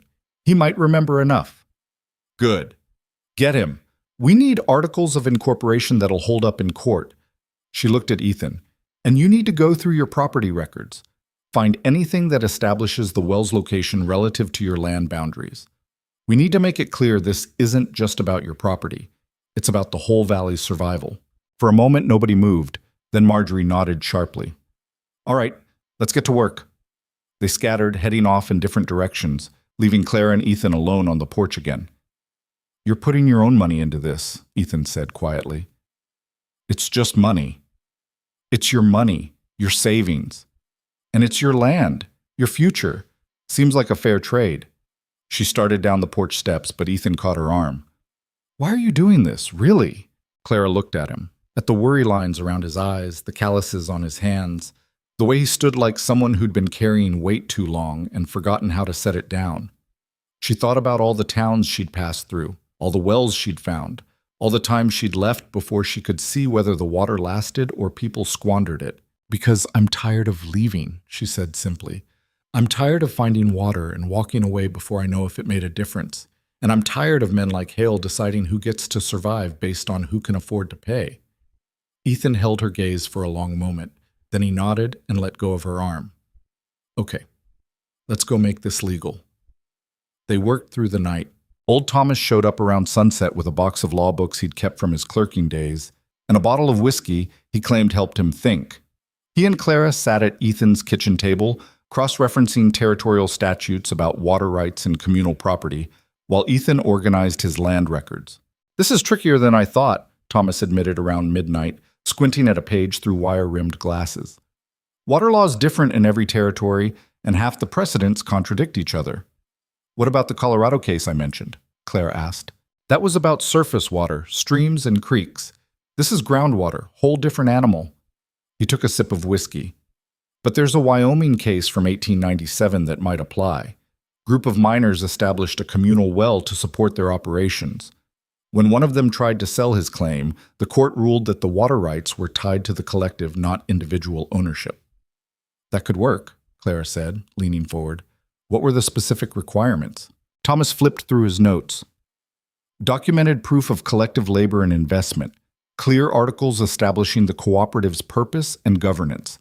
And this is important, filing with the Territorial Land Office before any claims against individual members could be enforced. So if we file before Hale starts foreclosure proceedings, then his claim is against Ethan's land, not the water rights, which stay with the cooperative." Thomas nodded slowly. "It might actually work, assuming the territorial judge sees it the same way. And if he doesn't, then we're in for a long legal fight." He looked at Clara over his glasses. "You prepared for that?" She thought about her dwindling savings, about the uncertainty of staying in one place, about all the reasons this was a terrible idea. "I don't know, but I'm prepared to try." They drafted the Articles of Incorporation using the Wyoming case as a template. The Red Mesa Water Cooperative, they called it. Purpose: to develop, maintain, and equitably distribute water resources for the benefit of all community members. Governance: democratic, one vote per contributing member. Transfer of rights: prohibited without unanimous consent. Clara wrote it all down in her careful handwriting, checking and rechecking every clause with Thomas while Ethan made coffee and tried not to hover. By the time they finished, dawn was breaking through the kitchen window, and Clara's eyes felt like sandpaper. This should do it, Thomas said finally, signing his name as witness. Assuming everyone shows up to sign and we can get it filed before Hale makes his move. They'll show up, Ethan said with more confidence than Clara felt. And they did. By mid-morning, Ethan's house was packed with people. They came in groups and alone, with their children and their doubts. But they came. Marjorie had done her job well. She'd rounded up everyone who'd contributed to the well, plus a few who hadn't but wanted to anyway. Clara had set up a signing station on the dining table. Each person came forward, stated their contribution for the record, then signed both an individual affidavit and the cooperative's articles of incorporation. Some could barely write their names. Others signed with marks. But they all signed. "You really think this'll work?" one woman asked as she made her X on the page. "I think it's our best shot," Clara said honestly. "Good enough for me." The woman stepped aside for the next person. They were halfway through the signatures when someone shouted from outside, "Hale's here!" The room went silent. Clara looked at Ethan, who was already moving toward the door. She grabbed the articles of incorporation, still missing maybe a dozen signatures, and followed him out. Victor Hale stood in the yard, looking annoyed at the crowd spilling out of the house. He had 2 men with him this time, both wearing badges that marked them as county deputies. "Mr. Cole," Hale said when Ethan appeared, "I see you're having a party. How festive. What do you want, Hale?" "Just checking in on my investment, making sure you're taking good care of the property." His eyes swept over the crowd. "Though I have to say, this many people on private land feels like trespassing." "They're guests, are they?" "Because it looks more like a conspiracy to defraud a creditor." Hale pulled out another document. "I've accelerated the foreclosure timeline. You now have 24 hours to pay your debt in full or vacate the premises." "You can't do that," Clara said, stepping forward. "The original loan gave him 90 days. The original loan had a clause allowing acceleration in the event of property devaluation or risk to collateral. All these people trampling around, drawing water without any management system, that constitutes risk." Hale smiled. "My lawyers assure me it's perfectly legal." Ethan's hands curled into fists. "You're lying." "Am I?" "Feel free to check with your own lawyer." "Oh wait, you can't afford one." Hale turned to the deputies. "Gentlemen, please inform Mr. Cole that failure to vacate within the specified time frame will result in forcible removal." One of the deputies stepped forward, looking uncomfortable. "Mr. Cole, I'm real sorry about this, but—" "We're forming a cooperative," Clara interrupted. "The water rights belong to the community, not to any individual, which means they can't be foreclosed on as part of Ethan's debt." Hale's smile faltered slightly. "What are you talking about?" Clara held up the articles of incorporation. "The Red Mesa Water Cooperative, established under territorial law governing communal resources. Once these are filed with the land office, the water rights transfer to the collective. Your foreclosure claim won't touch them." "Those aren't filed yet." "They will be, today." "Not if I file an injunction first." Hale's smile was back, sharper than before. "I can have my lawyers in the land office within 2 hours, filing paperwork that'll tie up your little cooperative for months, maybe years. And in the meantime, I'll proceed with foreclosure as planned." Clara felt her stomach drop. He was right. If he filed first, if he got an injunction in place, the cooperative would be stuck in legal limbo while Hale took control of everything. "You're a real piece of work, you know that?" Jack called from the crowd. "I'm a businessman," Hale corrected, "and business requires protecting one's interests. If you people had any sense, you'd accept my original offer, water rights for debt forgiveness. At least then Mr. Cole keeps his land." "What good is land without water?" Marjorie shot back. "Better than no land at all." Hale tucked away his documents. 24 hours, Mr. Cole. Make your peace with it." He started to turn away, but Clara wasn't done. Something had been nagging at her since Hale first showed up, a detail that didn't quite fit, a piece of the puzzle that seemed wrong. "When did you buy the debt?" she asked suddenly. Hale paused. "I'm sorry?" "From the bank. When exactly did you purchase Ethan's loan?" "I don't see how that's relevant, Dom." "It's extremely relevant. Because if you bought it after we started drilling the well, after it became public knowledge that we'd found water, then you had material knowledge of a significant increase in property value, which means the bank sold you a valuable asset at a discount price." Clara took a step closer. That's fraud, Mr. Hale, both on your part and theirs. Hale's face went very still. That's a serious accusation. It's a serious crime, and I'm willing to bet the Territorial Banking Commission would be very interested in reviewing the transaction. She looked at the deputies. Especially if someone filed a formal complaint. One of the deputies shifted uncomfortably. Ma'am, we're just here to deliver the foreclosure notice. I'm not accusing you of anything. I'm accusing him, Clara pointed at Hale. He manipulated a distressed debt sale using insider knowledge, then tried to leverage that purchase into control of a public resource. That's not business. That's theft. Hale's jaw tightened. You have no proof of any of this. Don't I? When did you first contact the bank about buying the debt? I don't recall the exact date. Try. Because I can tell you when we started drilling. I can show you newspaper notices, witness statements, public records. And if your purchase date comes after that, you're in violation of territorial fraud statutes. Clara crossed her arms. So, let me ask again, when did you buy the debt? The silence stretched out. Hale's face had gone from confident to calculating, clearly running through scenarios in his mind. Finally he spoke, and his voice had lost its smooth edge. 3 weeks ago. And when did we strike water? Also 3 weeks ago. Ethan's voice was flat. You were at the general store the next morning asking questions. Asking questions isn't a crime. No, but using information gained from those questions to manipulate a debt purchase is. Clara turned to the deputies. I want to file a formal complaint with the Territorial Banking Commission, and I want an investigation into whether Mr. Hale engaged in fraud during the acquisition of this debt. The deputies looked at each other, then at Hale, who was now visibly angry. This is ridiculous, he said. You're grasping at straws. Then you won't mind an investigation proving that. Clara's voice was steady, but her heart was hammering. She was gambling here, betting on a legal theory she'd cobbled together from half-remembered cases and territorial statutes she'd skimmed once. If Hale called her bluff, if he had lawyers who could tear this apart, she'd just made everything worse. But Hale wasn't calling her bluff. He was glaring at her with pure hatred, and that told Clara everything she needed to know. Fine, he said through gritted teeth. I'll extend the foreclosure timeline. Mr. Cole has 90 days, as originally agreed, but that cooperative paperwork still needs to be filed properly, and I'll be watching every step. One mistake, one technicality, and I'll bury you in litigation. That's all we ask, Clara said. A fair chance. Hale looked like he wanted to say more, but instead he just turned and stalked back to his automobile, the deputies trailing behind him. The car roared to life and disappeared down the road in a cloud of dust. For a moment, nobody moved. Then Marjorie started laughing, real deep belly laughs that seemed to shake her whole body. Did you see his face? She gasped. When you accused him of fraud. I thought he was going to explode, Jack added, grinning.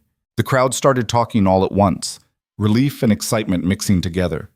Clara felt the tension drain from her shoulders, leaving her suddenly exhausted.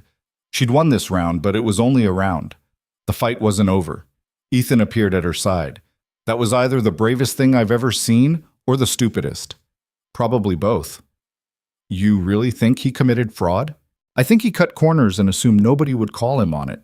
Men like Hale always assume that. Clara tucked the articles of incorporation under her arm. But now we need to finish these signatures and get them filed before he finds a workaround. Already on it, Marjorie said, herding people back toward the house. Come on, everyone. Let's make this legal. They finished the signatures within an hour, 53 names in total, more than Clara had expected. Every person who'd helped dig, plus others who'd brought food or water, or just moral support. The Red Mesa Water Cooperative now had 53 voting members and control of the most valuable resource in the valley. Clara packed the documents carefully, then borrowed Ethan's truck to drive to the Territorial Land Office 30 miles away. The road was rough, and every bump made her worry about the papers getting damaged, but she made it there by early afternoon. The clerk was a bored-looking man in his 50s who barely glanced at the documents before stamping them and filing them away. That's it? Clara asked. That's it. You're officially incorporated. He handed her a receipt. Congratulations on your cooperative. That'll be $50. Clara counted out the money, most of what she had left, and took the receipt. Just like that, the water belonged to everyone. Or at least it belonged to everyone as much as it belonged to anyone. She drove back to Red Mesa as the sun started to set, exhausted but oddly satisfied. When she pulled up to Ethan's ranch, the yard was still full of people, and someone had started a fire. The celebration from 3 days ago had apparently never really ended. Ethan met her at the truck. "Did it go through?" Clara held up the receipt. "The Red Mesa Water Cooperative is officially recognized by the territory." He took the receipt, stared at it like it might vanish, then started laughing. Not the bitter laugh she'd heard before, but something genuine and relieved. "We did it," he said. "We actually did it." "We did something," Clara corrected. "Whether it holds up when Hale comes back with lawyers, that's a different question." "Let him come. At least now we're fighting from solid ground instead of quicksand." Ethan handed back the receipt. "Come on. People have been waiting to celebrate properly." Clara let herself be pulled toward the fire, where someone handed her a plate of food she didn't remember asking for, and a seat on a log next to Marjorie. "You did good," Marjorie said quietly. "Standing up to Hale like that, not many people would." "I just got angry." "Anger's useful sometimes, especially the righteous kind."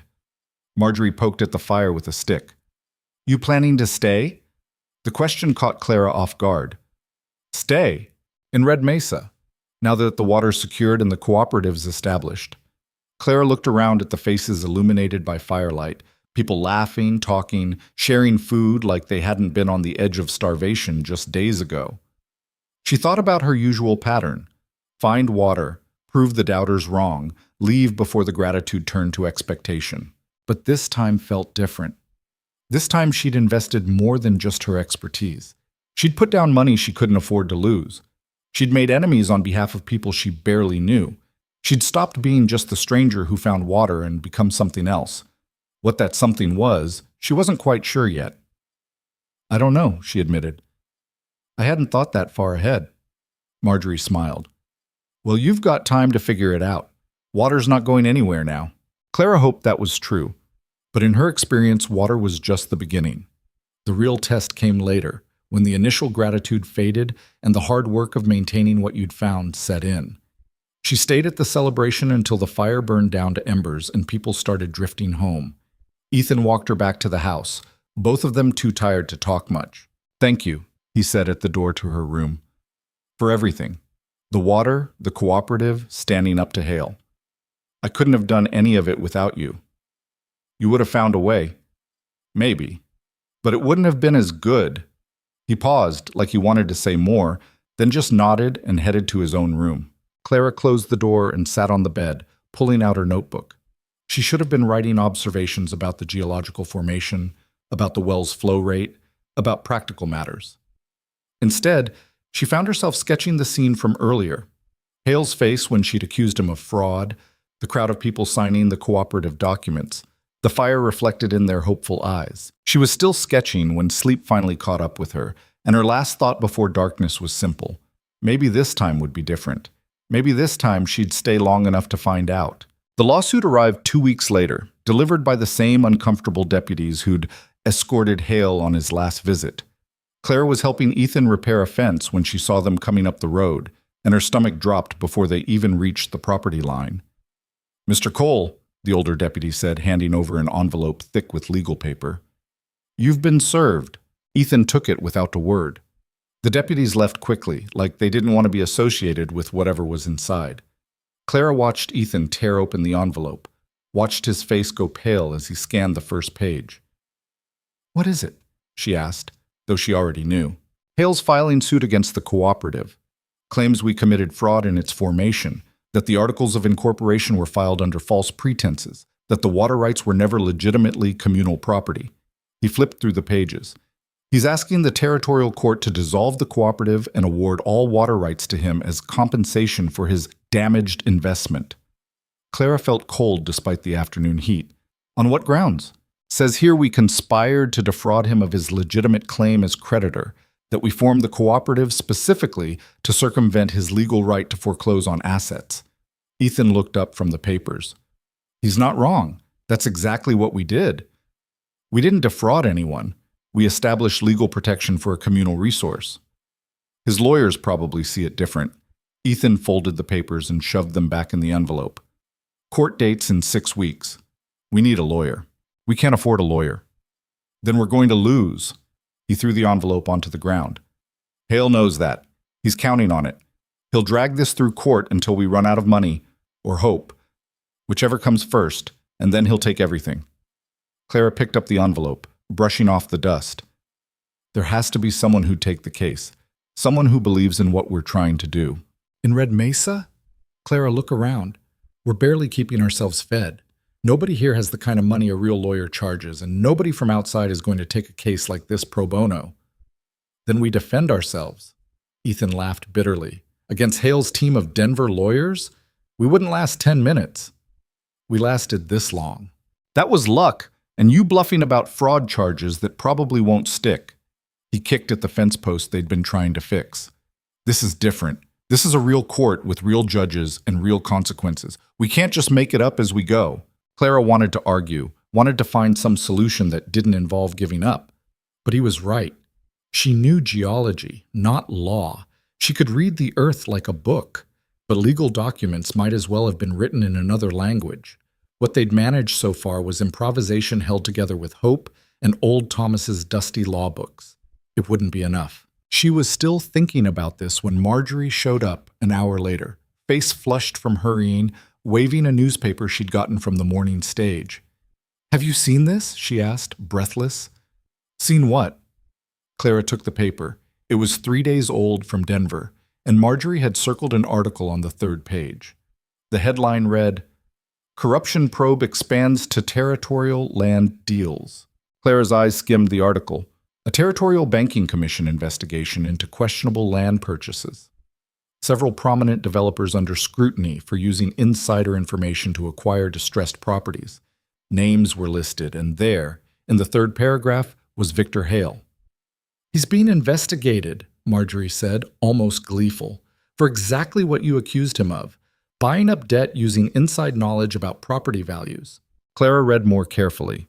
The investigation had started weeks ago, apparently, triggered by complaints from other territories where Hale had operated. Red Mesa wasn't even mentioned, but the pattern was clear. Hale had been running the same scheme across multiple locations, buying debt cheap after discovering valuable resources, then foreclosing to claim those resources for himself. "This doesn't help us," Ethan said, reading over Clara's shoulder. "The lawsuit's already filed. Even if he's under investigation, that doesn't make it go away." "But it gives us leverage," Clara said slowly. "If we can show that Hale has a pattern of this behavior, that he specifically targeted your debt after learning about the water, a judge might be more sympathetic to the cooperative's formation. Or the judge might say we're just trying to smear Hale's reputation to avoid legitimate debt collection." Ethan shook his head. "We still need a lawyer to make that argument." They stood there in frustrated silence, the newspaper crackling in the wind. Clara's mind was racing through possibilities, none of them good. They had evidence of Hale's pattern. They had the cooperative's articles. They had 53 people who'd invested labor and hope into finding water. But without someone who knew how to present that evidence in court, it was all just paper and wishful thinking. "What about the territorial capital?" Marjorie suggested. "There must be lawyers there who handle these kinds of cases." "Sure, and they all charge more per hour than most of us make in a month," Jack said, walking up to join the conversation. He'd apparently heard about the lawsuit already. News traveled fast in Red Mesa. "I asked around after that cooperative got filed. Cheapest lawyer I could find wanted $300 just to review the case. Said it could go to $2,000 if it went to trial. $2,000. Clara felt that number like a physical weight. The cooperative had 53 members, but most of them were barely scraping by. Even if everyone contributed, they'd be lucky to raise a few hundred. "There's another option," Clara said quietly. Everyone looked at her. "We could settle. Offer Hale something in exchange for dropping the suit." "Like what?" Ethan's voice was sharp. "We don't have anything he wants except the water. What if we offered him limited access? A percentage of the water rights, enough to make his investment worthwhile, but not enough to control everything. That's just giving in slowly instead of all at once. It's compromise. It's survival. It's surrender." Ethan's jaw was set. "We formed that cooperative to keep water in community hands. Giving Hale any piece of it defeats the whole purpose." Clara understood his anger, but she also understood mathematics. They were outgunned, outfinanced, and outmaneuvered. Sometimes the best you could hope for was to lose slowly enough that something survived. Before she could say this, a voice called from the road. "Excuse me, I'm looking for Clara Hayes." They turned to see a woman stepping down from a hired wagon, young, maybe 30, wearing a traveling suit that had seen better days and carrying a leather satchel that looked expensive despite its wear. She had dark hair pulled back in a practical bun and eyes that took in everything with quick, assessing glances. "I'm Clara Hayes," Clara said cautiously. The woman smiled and extended her hand. "Katherine Monroe. I'm an attorney from the territorial capital. I heard you might need legal representation." For a moment, nobody spoke. Then everyone spoke at once. "How did you from... We can't afford... Who sent you?" Katherine held up a hand. "One at a time, please. To answer the obvious questions, I heard about your situation through a colleague who saw the cooperative filing. I specialize in water rights and communal property law. And as for payment, we can discuss terms that work for everyone." Clara studied the woman's face, looking for signs of a con. Why would an attorney from the capital come all the way to Red Mesa for a case that probably can't pay her fees? Because water rights are the future of this territory, and the precedent set by this case will matter for decades to come. Katherine set down her satchel. "Also, because I hate seeing men like Victor Hale win through intimidation and deep pockets. I've watched him operate for years. He's made a career of exploiting desperate people, and someone needs to stop him." "And you think you can?" Ethan asked. "I think I have a better chance than you do representing yourselves." Katherine pulled out a document from her satchel.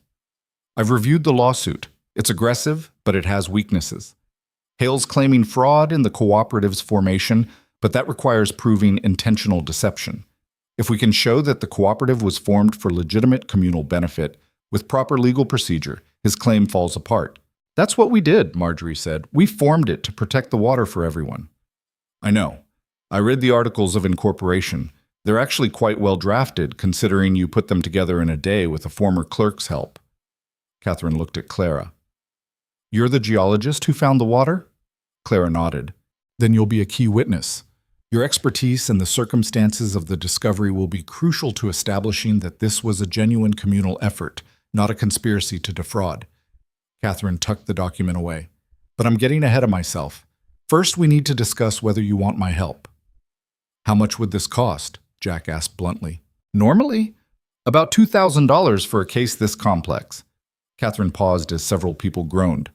"But I'm willing to work on contingency." "What does that mean?" someone asked. "It means I don't get paid unless we win. And if we do win, my fee comes as a percentage of the value preserved. In this case, I'd propose 10% of the cooperative's assessed value." Ethan frowned. "How do you assess the value of water rights?" "That's a good question, and one we'd need to answer as part of the case. But based on similar cooperatives in other territories, we're probably looking at a minimum valuation of $5,000, which would make my fee $500 if we win, nothing if we lose." Clara did the math. $500 was still a fortune, but spread across 53 members, it was manageable. And more importantly, it meant Katherine believed they could win. Nobody worked on contingency if they thought the case was hopeless. "Why are you really doing this?" Clara asked. "There's easier money in the capital." Katherine looked at her directly. "Because my mother grew up in a town like this. Drought killed it when I was 10. We had to move to the city, start over with nothing. She died 5 years later, never stopped talking about that town, about the land, about the life we lost." She picked up her satchel. "I became a lawyer because I wanted to fight for places like that. For people who shouldn't have to lose everything just because they can't afford justice. So yes, I could take easier cases in the capital. But this one matters." Silence settled over the group. Clara saw people exchanging looks, having silent conversations. Finally, Ethan spoke. "If we hire you, can you actually beat Hale?" "I can make him wish he'd never filed this lawsuit," Katherine said. "Whether that's the same as beating him, we'll find out in court." Ethan looked at Clara, then at Marjorie, then at the assembled group. "We should vote. Cooperative decision, like we established. Everyone in favor of hiring Miss Monroe, raise your hand." Every hand went up. Katherine smiled. "Then I guess we're working together. Now, who can tell me everything about how this water was discovered? And I mean everything. Every detail matters. They spent the rest of the afternoon going over the story. Clara's arrival, the mockery in the square, the survey of Ethan's land, the decision to dig, every person who'd contributed labor or resources. Katherine took notes in a leather-bound journal, asking sharp questions that often caught people off guard. "When you say the entire town watched you dig, I need names," she said at one point. "We need to establish this was a public effort, not a secret conspiracy." "Everyone watched," Jack said. "Whole town was there at some point." "Then I need a list. Everyone who was present, everyone who participated, everyone who knew what was happening." Katherine looked up from her notes. "Hale's going to argue you formed the cooperative in secret to hide assets. We counter by showing it was the most public thing to happen in Red Mesa in years." She was thorough in a way that bordered on exhausting. By the time the sun set, Clara's voice was hoarse from answering questions, and Katherine's journal was filled with cramped handwriting. "This is good," Katherine said finally, closing the journal. "We have a strong narrative. Community effort, public knowledge, legitimate purpose. Hale's fraud claim requires proving deception, and there's no deception here. Just people trying to survive." "What about the fraud investigation into Hale?" Clara asked. "The article Marjorie found?" "That helps, but we need to be careful. Attacking Hale's character could backfire if the judge thinks we're just deflecting from the legal issues." Katherine tapped her pen against the journal. "Better to use it as context, show his pattern of behavior, make the judge understand why the cooperative was necessary in the first place." "When do we start preparing?" Ethan asked. "We've already started. I'll spend the next few days interviewing everyone who was involved, documenting the timeline, gathering evidence. Then we'll build our defense around 3 arguments. First, the cooperative was legally formed. Second, it serves a legitimate communal purpose. Third, Hale's lawsuit is retaliatory and motivated by profit, not justice." Katherine stood, brushing dust from her skirt. "Court's in 6 weeks. That's enough time if we work efficiently." She turned to leave, then paused. "One more thing. Don't talk to Hale or anyone working for him. Don't put anything about this case in writing unless I review it first. And if anyone approaches you asking questions about the water or the cooperative, you refer them to me. Understand?" Everyone nodded. Katherine smiled. "Good. Then let's go win this." The next 6 weeks passed in a blur of preparation. Katherine set up a temporary office in the back room of the general store, interviewing witnesses, drafting motions, preparing arguments. Clara spent hours going over her geological surveys, explaining her methodology, making sure every claim could be backed up with evidence. "They're going to try to discredit you," Katherine warned during one session. "Say you're not a real geologist, that you're just guessing, that finding water was luck and not skill." "I have my notebooks, years of surveys, successful wells, which helps, but they'll also point out you have no formal degree, no institutional credentials. We need to be ready for that." Clara felt a familiar frustration rising. "So what do I say when they claim I'm not qualified?" "You tell them about every well you've found, every town you've helped, every time you were right when the experts were wrong." Katherine leaned forward. "You don't apologize for not having a piece of paper on your wall. You show them the proof is in the ground." Meanwhile, Hale wasn't sitting idle. His lawyers filed motion after motion, requests for documentation, demands for financial records, attempts to depose key witnesses. Katherine fought each one, filing countermotions, protecting the cooperative's members, making Hale work for every inch of ground. "He's trying to bury us in paperwork," she explained after denying yet another deposition request. "Hopes we'll make a mistake or give up. Standard intimidation tactic." "Is it working?" Marjorie asked. "Not even a little." Katherine's smile was sharp. "I've handled worse than Victor Hale." As the court date approached, tension in Red Mesa grew thick enough to cut. People argued about strategy, about whether they should have settled, about what would happen if they lost. Ethan stopped sleeping well. Clara could hear him pacing at night, footsteps creaking on the old floorboards. One night, 3 weeks before trial, Clara found him sitting on the porch in the dark. "Can't sleep?" she asked. "Haven't really slept in weeks." He gestured at the chair beside him. "Join me?" Clara sat. They were quiet for a while, listening to the night sounds, crickets, distant cattle, wind moving through grass that was finally growing again thanks to water from the well. "I keep thinking about what happens if we lose," Ethan said finally. Hale gets the water, probably forces everyone to pay for access. Town dies anyway, just slower. And I'll have led everyone into a fight that made things worse instead of better. We're not going to lose. You don't know that. No, but I know Katherine's good. And I know we have the truth on our side. Ethan laughed quietly. Truth doesn't always win, especially not against money and lawyers. Maybe not, but sometimes it gets close enough. Clara looked at him in the darkness. You made the right choice forming the cooperative. Even if this goes bad, you gave people something to hope for, something to fight for. That matters. Does it? If we end up in the same place anyway? Yes, Clara's voice was firm, because the alternative was giving up without trying. And you've never struck me as someone who gives up easy. Ethan was quiet for a moment. Then he said, My wife used to say something similar. That fighting was worth it even when you knew you'd lose, because at least then you could live with yourself after. She sounds like she was smart. She was.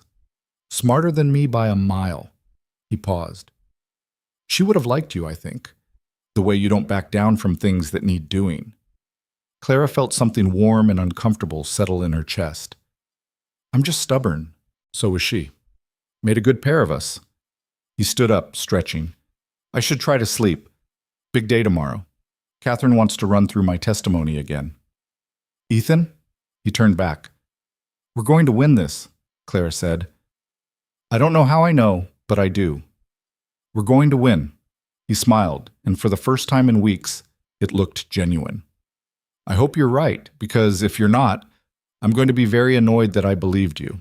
The trial started on a Tuesday morning in late summer.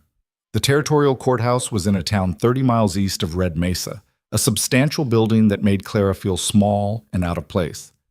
Half the cooperative had made the journey to attend, packing into wagons before dawn, making the dusty trip in nervous silence. Victor Hale was already there when they arrived, surrounded by 3 lawyers in expensive suits. He saw Clara and smiled, the same predatory smile from their first meeting, but didn't approach. He didn't need to.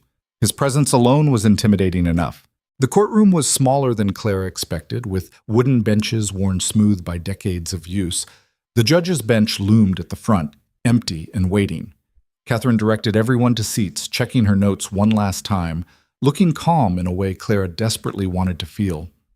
Remember, Katherine said quietly, let me do the talking unless you're called to testify. Don't react to anything Hale's lawyers say. Don't give them ammunition. Clara nodded, her throat too tight for words.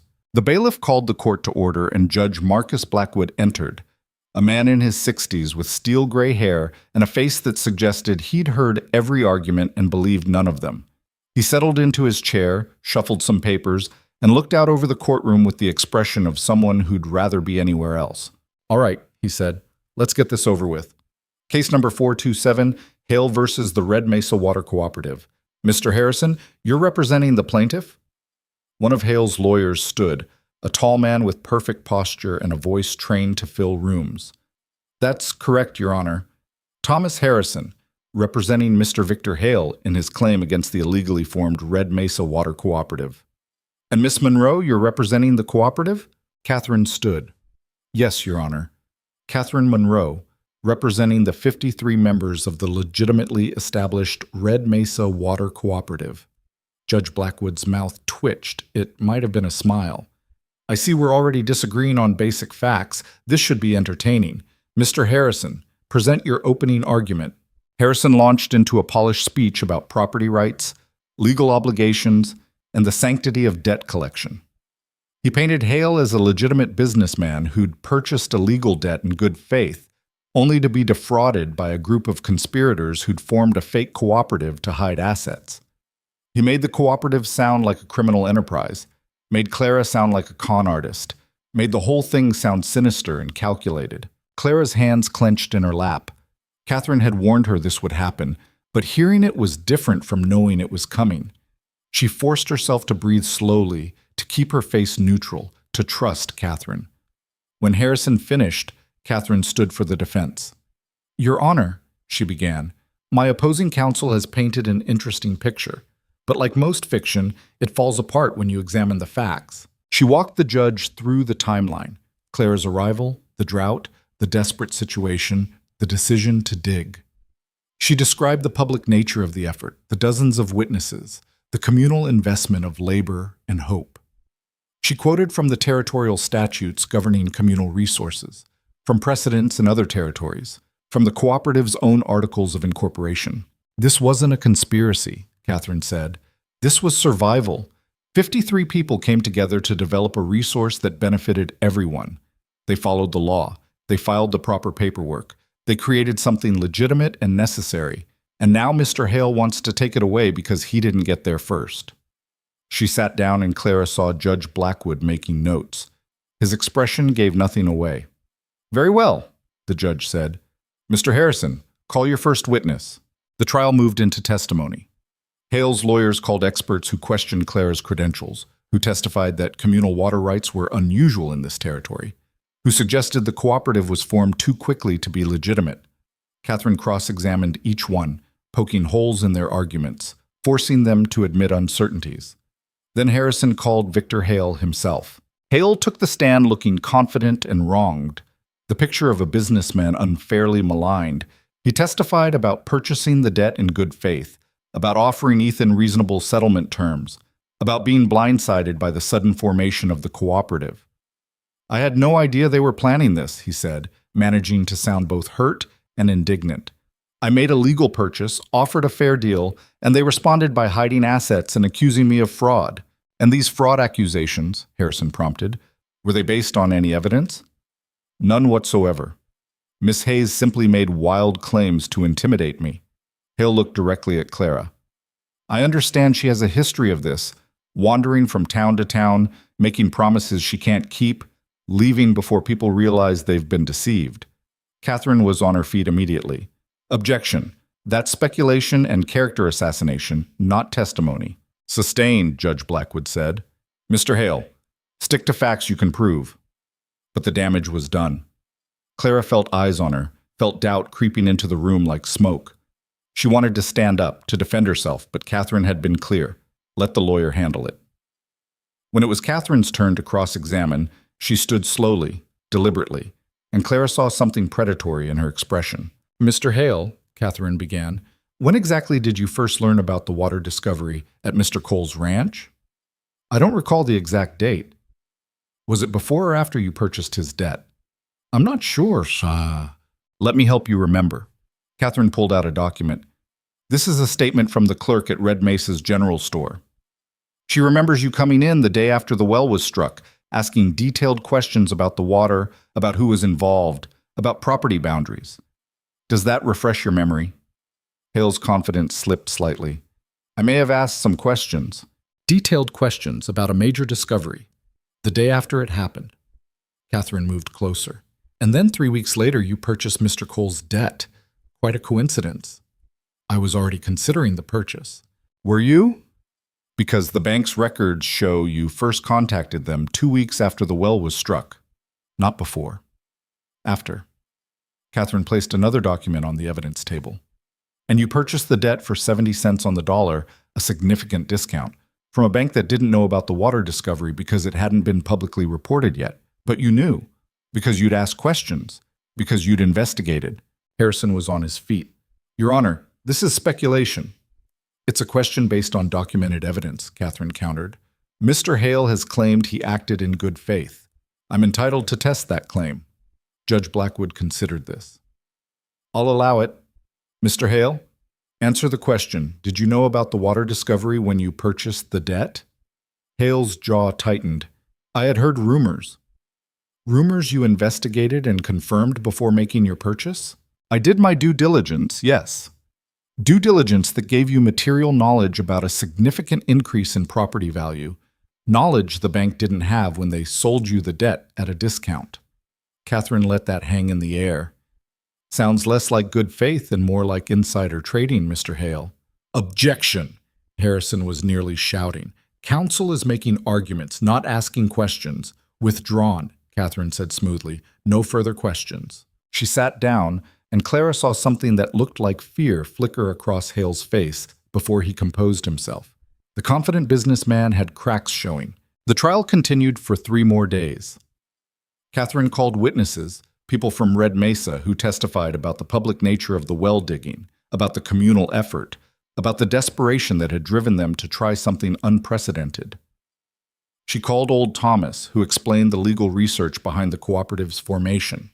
She called Marjorie, who described the town's dying state before the water came. And finally, she called Clara. Clara walked to the witness stand on shaking legs, placed her hand on the Bible for the oath, and tried to remember everything Katherine had coached her on. Be clear. Be confident. Don't apologize for what you know. Katherine started with softball questions: Clara's background, her experience, the methodology she used to find water. Then she moved to the specifics of Red Mesa. When you arrived in Red Mesa, what did you observe about the geology? Clara took a breath and began explaining. The rock formations, the old creek bed, the vegetation patterns that suggested deep water. She pulled out her notebook, showed her sketches and calculations, walked the court through her reasoning step by step. And when you proposed drilling deeper than anyone had tried before, did you know it would work? No. I believed it would, based on the evidence, but I couldn't be certain until we actually found water. So you were asking Mr. Cole and the community to take a risk based on your professional judgment? Yes. And they chose to take that risk with you? They did. Katherine nodded. Thank you. No further questions. Harrison stood for cross-examination, and Clara braced herself. Miss Hayes, he began, you claim to be a geologist, but you have no degree from any institution, correct? That's correct. No formal training? I'm self-taught, but I've spent 15 years studying. Self-taught? So you learned by reading books and making guesses? I learned by studying geological formations, by testing theories, by finding water in places where you got lucky, Harrison interrupted. Isn't it true that your success rate is far from perfect? That you've proposed drilling locations that yielded nothing? Clara felt her face heat. Every geologist has failed wells. The earth doesn't come with guarantees. So sometimes you're right, sometimes you're wrong. And you're asking this court to believe the Red Mesa well was skill and not simply probability. It was skill. The calculations, the surveys, the analysis, all of it pointed to water at that location and depth. Or you made an educated guess and got lucky. Harrison smiled. And then, when you realized your lucky guess had created something valuable, you helped form a cooperative to protect that value from Mr. Hale's legitimate debt claim. Isn't that the truth? No. The cooperative was formed to protect the water for the community, a community that conveniently included you. How much is your share of the cooperative worth, Miss Hayes? Clara blinked. I don't have a share. I'm not a member. Harrison paused. You're not a member of the cooperative you helped create? No, I found the water. I helped establish the legal framework, but the cooperative belongs to the people of Red Mesa. They did the work. They took the risk. I was just... She stopped, searching for the right word. I was just passing through what... Something shifted in the courtroom. Clara saw Judge Blackwood look up from his notes with renewed interest, saw jury members. She'd forgotten about the jury. 6 citizens pulled from nearby towns, leaning forward. Harrison seemed thrown off script. You expect us to believe you went to all this effort for nothing? No payment, no ownership stake, no benefit? I expect you to believe I did it because it was the right thing to do, Clara said quietly. Because people needed water, and I knew how to find it. That's all. Harrison stared at her for a moment, then sat down. No further questions. Katherine rested the defense's case that afternoon. Judge Blackwood declared a recess while he reviewed the evidence and prepared his ruling. Clara walked out of the courthouse feeling wrung out and uncertain. How did I do? She asked Katherine. You did perfectly. That last answer about not being a member, that was exactly what we needed. I just told the truth. I know. That's why it worked. Katherine squeezed her shoulder. Now we wait. They waited for 2 days. Red Mesa existed in a state of suspended animation, people going through the motions of daily life while actually just waiting for word from the courthouse. Clara tried to distract herself with surveys of other properties, helping people identify potential drilling sites. But her mind kept drifting back to the courtroom, to Hale's smug face, to the judge's unreadable expression. On the 3rd day, a messenger arrived. The judge had reached a decision. Court would reconvene that afternoon. They made the journey back in tense silence. The courtroom was packed. Word had spread, and people from neighboring towns had come to watch the conclusion. Clara saw Hale sitting with his lawyers, looking confident. Saw Ethan's white-knuckled grip on the bench in front of him. Saw Katherine's calm mask that couldn't quite hide the nervousness underneath. Judge Blackwood entered, and everyone stood. He settled into his chair, shuffled papers that seemed to take forever to organize, and finally looked out at the assembled crowd. "I've reviewed the evidence presented by both sides," he began. "This case raises important questions about property rights, communal resources, and the obligations of debtors. Questions that will likely be debated in territorial law for years to come." Clara's heart was hammering so hard she thought everyone must be able to hear it. Mr. Hale argues that the Red Mesa Water Cooperative was formed specifically to defraud him of his legitimate claim as a creditor. The defense argues it was formed to protect a communal resource developed through collective effort. Judge Blackwood paused. Having examined the timeline, the documentation, and the testimony, I find the defense's argument more compelling. Clara felt Ethan grab her hand. The evidence shows that the cooperative was discussed openly, formed with proper legal procedure, and established for a legitimate purpose, namely, the equitable distribution of a vital resource. While the timing may have been convenient for Mr. Cole and his co-members, convenience does not equal fraud. People have a right to organize for mutual benefit, especially when facing existential threats like drought. Hale's face was turning red. Furthermore, the judge continued, I find troubling evidence that Mr. Hale used material knowledge about the water discovery to purchase debt at a significant discount, knowledge that, had it been shared with the bank, would have resulted in a much different sale price. While this doesn't constitute criminal fraud, it does suggest that Mr. Hale's claim of acting in perfect good faith is questionable at best. Harrison started to stand, but Judge Blackwood waved him down. I'm not finished. Given all this, I'm ruling in favor of the Red Mesa Water Cooperative. The organization was legally formed and serves a legitimate purpose. Mr. Hale's claim for dissolution and transfer of water rights is denied. The courtroom erupted. People were cheering, crying, hugging each other. Clara sat frozen, unable to process what she was hearing. However, Judge Blackwood said loudly, cutting through the celebration, Mr. Cole still owes Mr. Hale $8,000. The debt is legitimate, and it must be paid. I'm giving Mr. Cole 6 months to arrange payment in full. If he fails, Mr. Hale may proceed with foreclosure on the ranch itself, but not on the water rights, which belong to the cooperative. The cheering died down. 6 months was better than 3, but it was still an impossible deadline. Judge Blackwood banged his gavel. This court is adjourned. He left, and chaos resumed. Katherine was immediately surrounded by cooperative members wanting to shake her hand, thank her, celebrate the victory.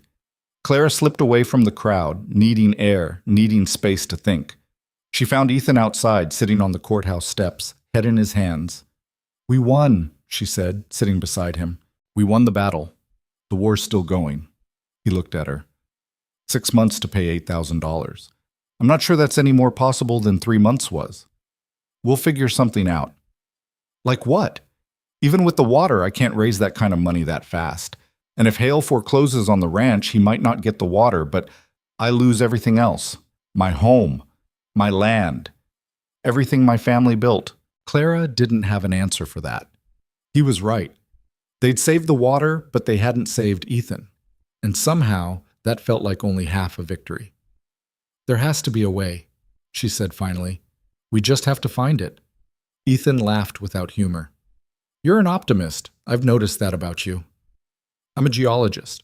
We're trained to believe valuable things are always hiding just beneath the surface, waiting to be discovered. And sometimes they are. And sometimes there's just more dirt. He stood up, brushing off his pants. Come on. People are celebrating. We should at least pretend we're happy about this. They went back inside, where the cooperative members were planning an impromptu party, passing around a bottle someone had brought, making grand plans about how to expand the well system. Clara accepted congratulations she didn't quite feel she'd earned, smiled when people thanked her, and tried not to think about the ticking clock of Ethan's debt. Katherine found her near the end. You look worried. We saved the water, but not the ranch. One thing at a time. Today, we celebrate. Tomorrow, we figure out the next problem. Katherine paused. For what it's worth, what you did here matters. Not just finding the water, but standing up for it. That's going to ripple through this territory for years. Will it matter if Hale takes Ethan's ranch anyway? Yes, because the water stays with the people. That's the precedent we just set. That's what survives, even if everything else falls apart. Clara wanted to believe that. Wanted to think that protecting the water was enough, even if they couldn't protect everything else. But watching Ethan try to celebrate while knowing he was still facing ruin, that felt like failing halfway. She was still thinking about this when they loaded into wagons for the journey back to Red Mesa. The sun was setting, painting the sky in shades of orange and red, and Clara wondered if 6 months would be enough time to find another miracle. She'd found water in impossible places. Maybe she could find a way to save a ranch too. She just had to figure out how. The answer came from an unexpected place 2 weeks after the trial, when Clara was helping survey potential well sites on Jack's property. She'd been doing this for free, offering her expertise to cooperative members who wanted to find water on their own land, partly because it felt useful, and partly because it kept her mind off Ethan's impossible deadline. Jack's daughter, a sharp-eyed girl of maybe 12, had been following Clara around all morning, asking questions about rocks and soil and how you could tell where water was hiding. "My teacher says water's just luck," the girl said, watching Clara examine a soil sample. "Says you either got it or you don't." "Your teacher's wrong," Clara replied. "Water follows rules, you just have to learn the language." "Can you teach me?" Clara looked at the girl's eager face and felt something click in her mind. "Maybe I can, but not just you. What if I taught everyone who wanted to learn?" The idea took shape quickly after that. Clara talked to Marjorie, who talked to the other cooperative members, and within a week they'd organized the first meeting. 20 people showed up to Ethan's barn on a Saturday morning, ranging from Jack's daughter to old Thomas, who claimed he was too old to learn new things but came anyway. "What's this about?" someone asked as they settled onto hay bales and overturned crates. Clara stood at the front, nervous in a way she hadn't been since arriving in Red Mesa.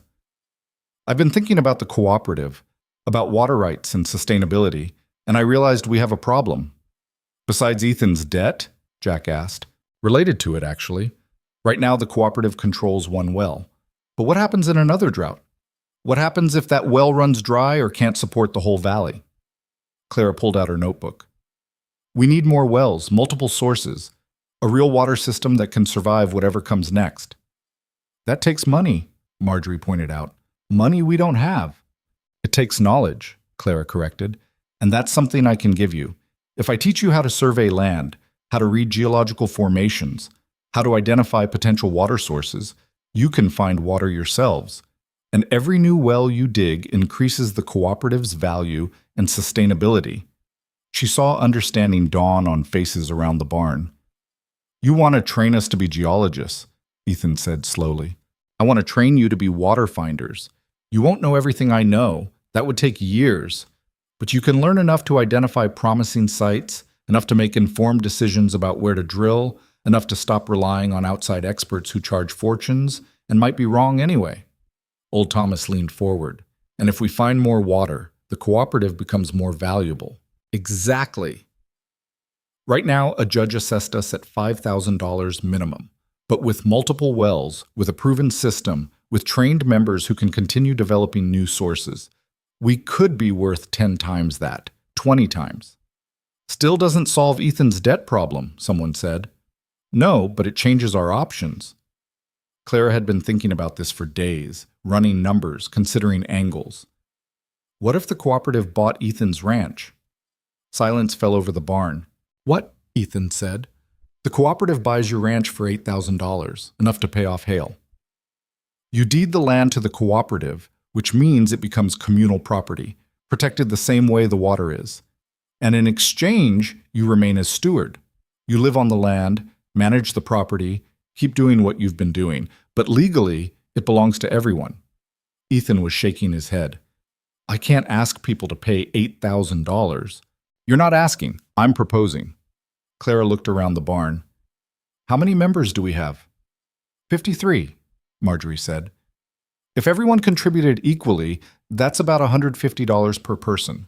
I know that's a lot, but if we spread it over time, make it part of cooperative dues." "That's still impossible for most of us," Jack interrupted. $150 might as well be $1,000. Not if the cooperative starts generating income. We charge a small fee for water access to non-members. We offer Clara's training as a paid service to neighboring communities. We sell excess water to passing wagon trains. Katherine had helped Clara work through these ideas, identifying revenue streams that wouldn't compromise their communal mission. It won't happen overnight, but over 6 months, with everyone contributing what they can. It might work, Thomas said quietly. Not easily, not without sacrifice, but it might work. Marjorie stood up. I have $40 saved. It was supposed to be for my granddaughter's dowry, but she can wait. Water's more important. I can contribute 20, Jack said, and labor. Whatever needs doing. Others started speaking up, offering amounts that ranged from $5 to $50. Clara watched Ethan's face as people pledged money they could barely spare, saw something break and rebuild in his expression. You can't do this, Ethan said, his voice rough. This is your savings, your security. So's water, Marjorie replied. So's having a community that looks out for each other. You took a risk on Clara when nobody else would. You shared your land when you could have kept it private. This is us returning the favor. Besides, Jack added with a slight grin, you really want Victor Hale to get your ranch? Because that's the alternative. Ethan looked at Clara. You knew they'd do this. That's why you proposed it. I hoped they would, but I didn't know. She paused. You don't have to accept. It's your land, your decision. And become a tenant on property I built? Ethan's voice was bitter. Or remain steward of land you love, Clara said quietly. Words matter. How you think about this matters. You wouldn't be losing your ranch. You'd be ensuring it survives, that it serves the purpose it was always meant to, supporting life in this valley. The barn was quiet. Outside, Clara could hear cattle, wind, the sound of water flowing through irrigation channels they'd built from the well, life returning to dead land, sustained by collective effort. All right, Ethan said finally. If everyone's willing to contribute, if this is really what the cooperative wants, I'll deed the ranch over. But I need a condition. What condition? Marjorie asked. Clara stays at least through the first year, teaches us properly, makes sure we're not just stumbling around guessing. He looked at Clara.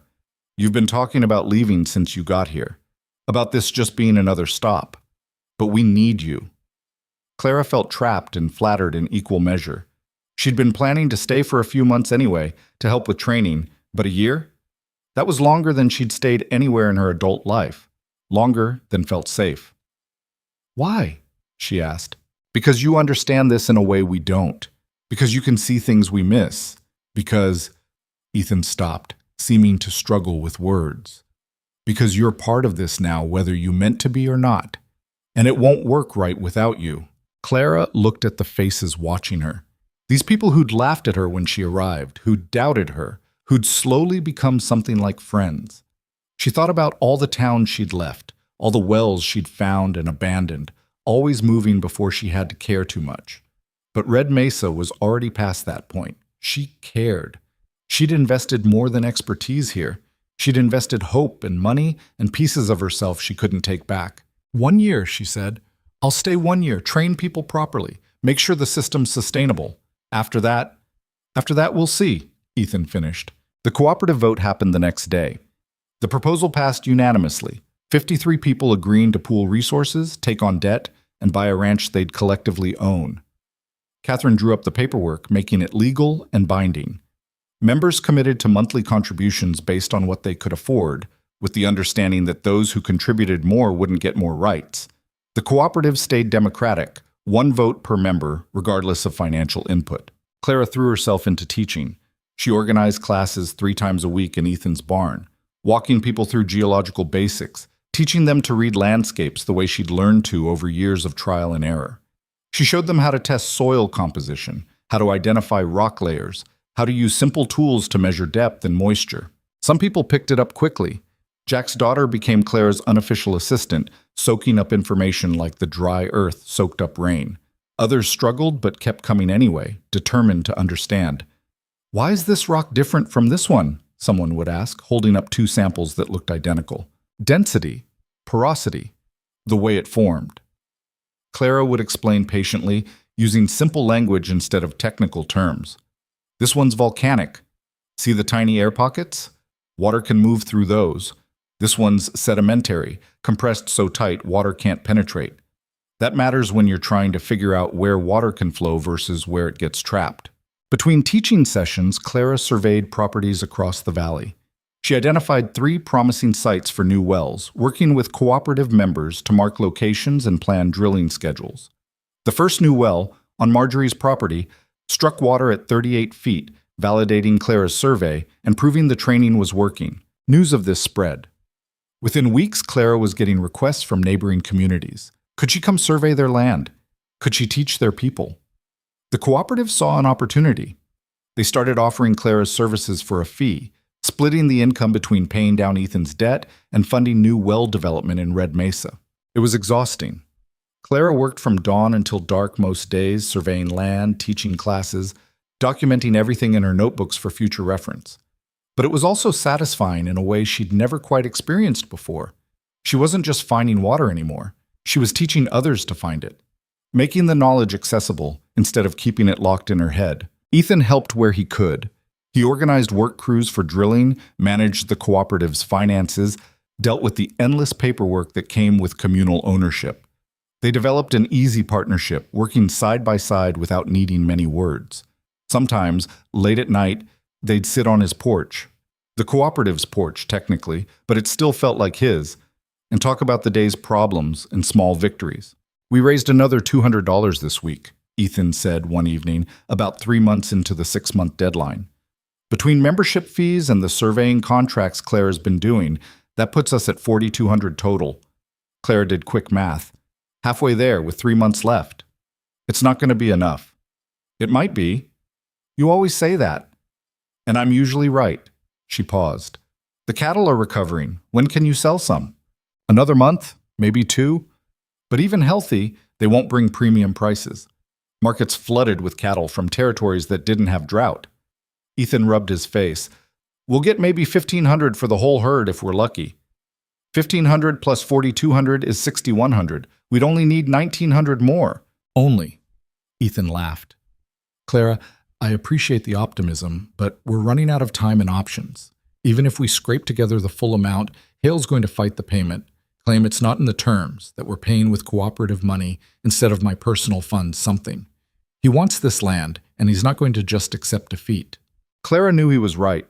Hale had been quiet since the trial, but that felt more ominous than reassuring. Men like him didn't give up. They regrouped and came back harder. The answer to that problem came from Katherine, who'd stayed in touch even after the trial ended. She sent a telegram that arrived 4 months into the deadline, asking Clara to meet her in the territorial capital. Clara made the journey, curious and slightly nervous. Katherine met her at a small office near the territorial courthouse, looking pleased with herself in a way that suggested good news. I've been doing research, Katherine said without preamble, into Victor Hale's business practices. And I found something interesting. She spread documents across her desk, land deeds, debt transfers, court records from other territories. Hale's been running the same scheme for years. Buy distressed debt cheap using insider knowledge. Foreclose on valuable properties. Flip them for profit. But here's the thing. He's been sloppy. Really sloppy. Katherine pointed to a deed from Colorado. This property, he foreclosed on it using debt he purchased after learning about a silver strike. Same pattern as Red Mesa. He just never got caught because the people he was defrauding didn't have lawyers.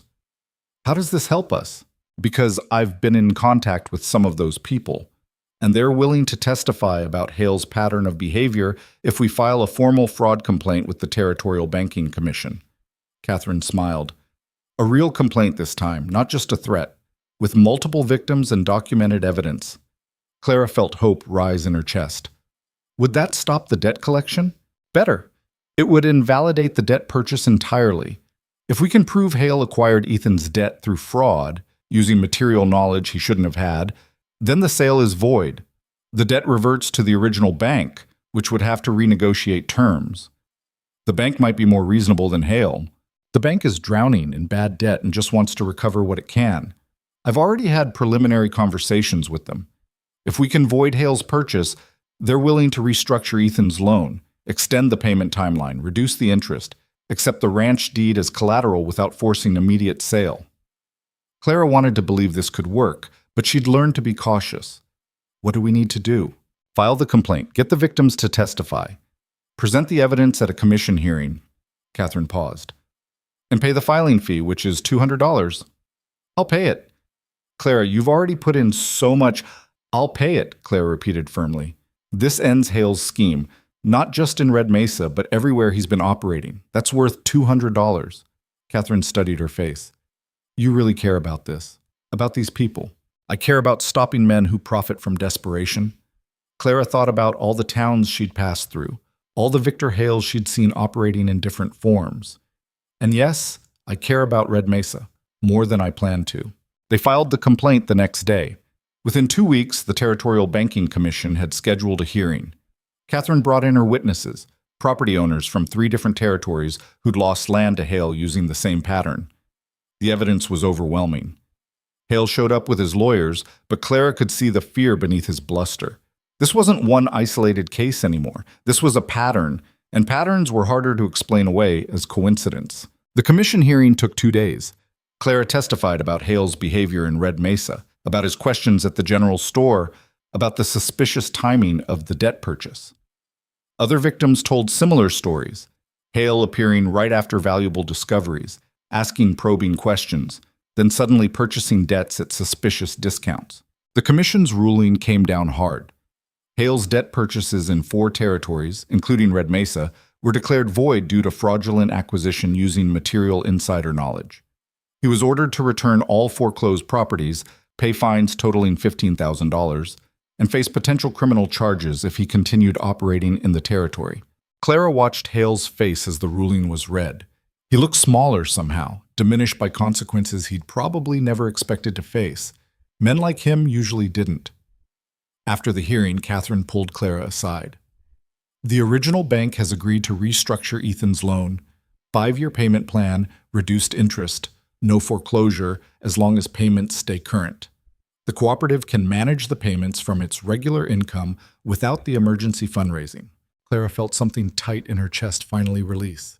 It's really over? The legal part is. The rest is up to you in Red Mesa. Katherine paused. You did good work here, Clara. Really good. I hope you know that. Clara wasn't sure she did know that. She'd just done what needed doing, same as always. But maybe that was the point. Maybe good work wasn't about grand gestures or dramatic victories.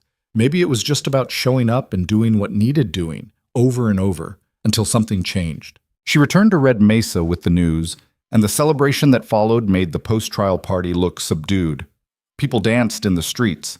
Someone broke out a fiddle.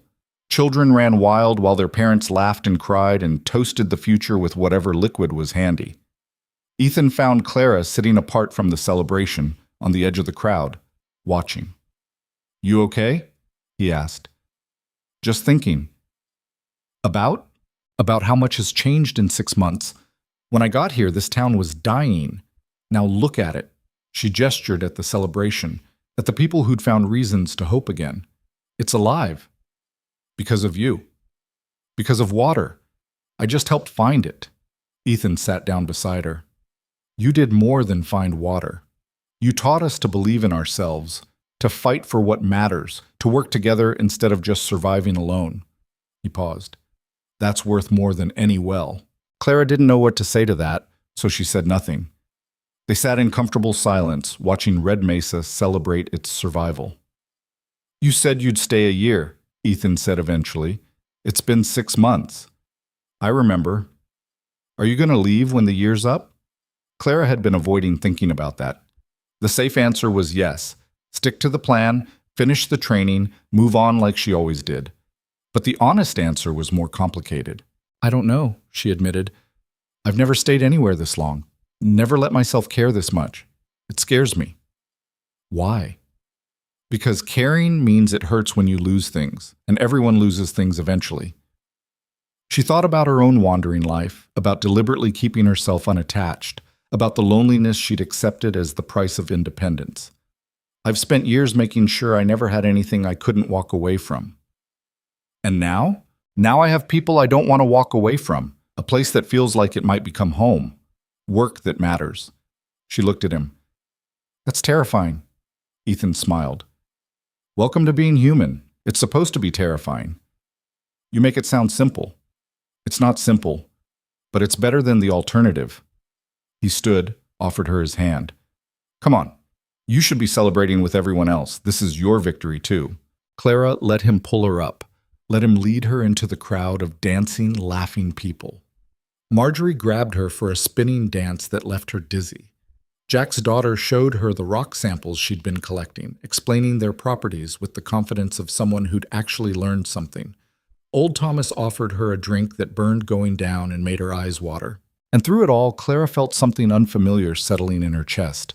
Not quite happiness, that felt too simple, but maybe contentment, maybe belonging, maybe the beginning of understanding that roots didn't have to be chains, that staying could be a choice instead of a trap. The year mark came and went without Clara making a formal decision about leaving. She just kept teaching classes, kept surveying land, kept being part of Red Mesa's daily life. The cooperative drilled 2 more wells based on her surveys. The training program expanded to include advanced techniques. Neighboring communities started sending people to learn from the Red Mesa method of communal water management. Clara's notebooks multiplied, filled with observations not just about geology, but about community building, about what worked and what didn't when people tried to manage resources together. She started thinking about writing it all down properly, creating a manual that other communities could use. 8 months after the trial, Ethan asked her to take a walk with him. They ended up at the original well, the one that had started everything. It flowed steadily, feeding irrigation channels that kept the valley green even as summer heat intensified. I've been thinking about the cooperative's future, Ethan said, about how to make it sustainable long term. The payment plan's manageable. Income from training and surveying should cover it with some left over for development. I'm not talking about finances. I'm talking about leadership. He looked at her. The cooperative needs a director, someone who understands the technical side and the community side, someone people trust. Clara felt her stomach drop. You're talking about me? You're the obvious choice. I don't do leadership. I find water and move on. Except you haven't moved on. You've stayed. You've built something here. Ethan's voice was gentle but firm. And whether you want to admit it or not, people already look to you for guidance. Making it official just acknowledges what's already true. What about you? This is your land, the cooperative's land, but you've been managing it. And I'll keep managing the property side. But the water program needs someone with your expertise, someone who can make decisions about drilling, training, expansion, someone who can represent us when other communities come asking for help. Clara looked at the well, at the water flowing from 40 feet down, at the proof that her instincts and training had been right.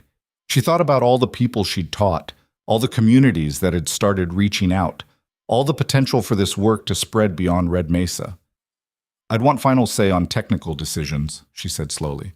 No drilling where I say it's not safe, no matter how much people want to try. Agreed. And I'd want to keep developing the training program, maybe expand it, bring in people from other territories.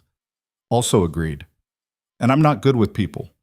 I'm going to make mistakes, say the wrong thing, probably offend someone. Clara, Ethan's voice stopped her spiral. Nobody's asking you to be perfect. We're asking you to be yourself. That's always been enough. She wanted to argue, to list all the reasons this was a bad idea.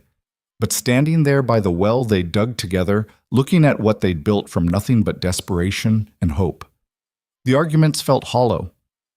Okay, she said, I'll do it. But if I mess this up, then we'll fix it together. That's what community means. The official announcement happened at the next cooperative meeting. Some people were surprised. Not because they didn't think Clara was qualified, but because they'd assumed she'd eventually leave like she'd always said she would. But the vote passed easily, and Clara found herself officially the Red Mesa Water Cooperative's first director of water resources.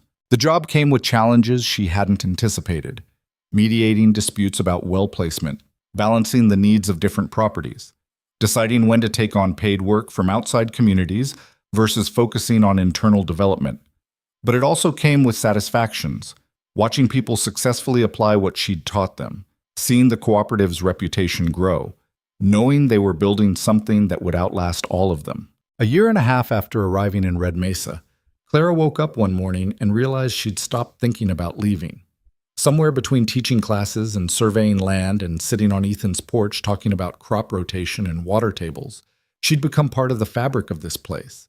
She had friends here, responsibilities, a future that extended past the next town, the next well, the next escape. It should have felt like losing something. Instead, it felt like finding something she hadn't known she was looking for. The cooperative thrived. By the second year, they had 6 wells operating across the valley, with plans for 4 more. The training program had graduated 30 people who'd gone on to find water in their own communities. Red Mesa had transformed from a dying town into a model others studied, and Clara's name became associated not just with finding water, but with building systems that lasted. Hale disappeared after the Banking Commission ruling. Word was he'd moved to another territory, but without the protection of his schemes and with a damaged reputation, he didn't last long. Clara occasionally wondered what happened to him, but mostly she didn't think about him at all. Men like Hale only mattered when you let them. What mattered was the work, the teaching, the slow, patient process of helping people understand their land and its resources. Clara found she liked teaching more than she'd expected, liked seeing the moment when someone's face lit up with understanding, when the abstract concepts clicked into practical knowledge they could use. Jack's daughter, now 14, had become Clara's apprentice in all but name. She had a natural talent for reading landscapes, for seeing patterns others missed. Clara started training her specifically, teaching her advanced techniques, imagining a future where the girl took over the technical side of the cooperative's work. "You're good at this," Clara told her one day during a survey. "Better than I was at your age." "Really?" The girl looked pleased and skeptical in equal measure. "Really?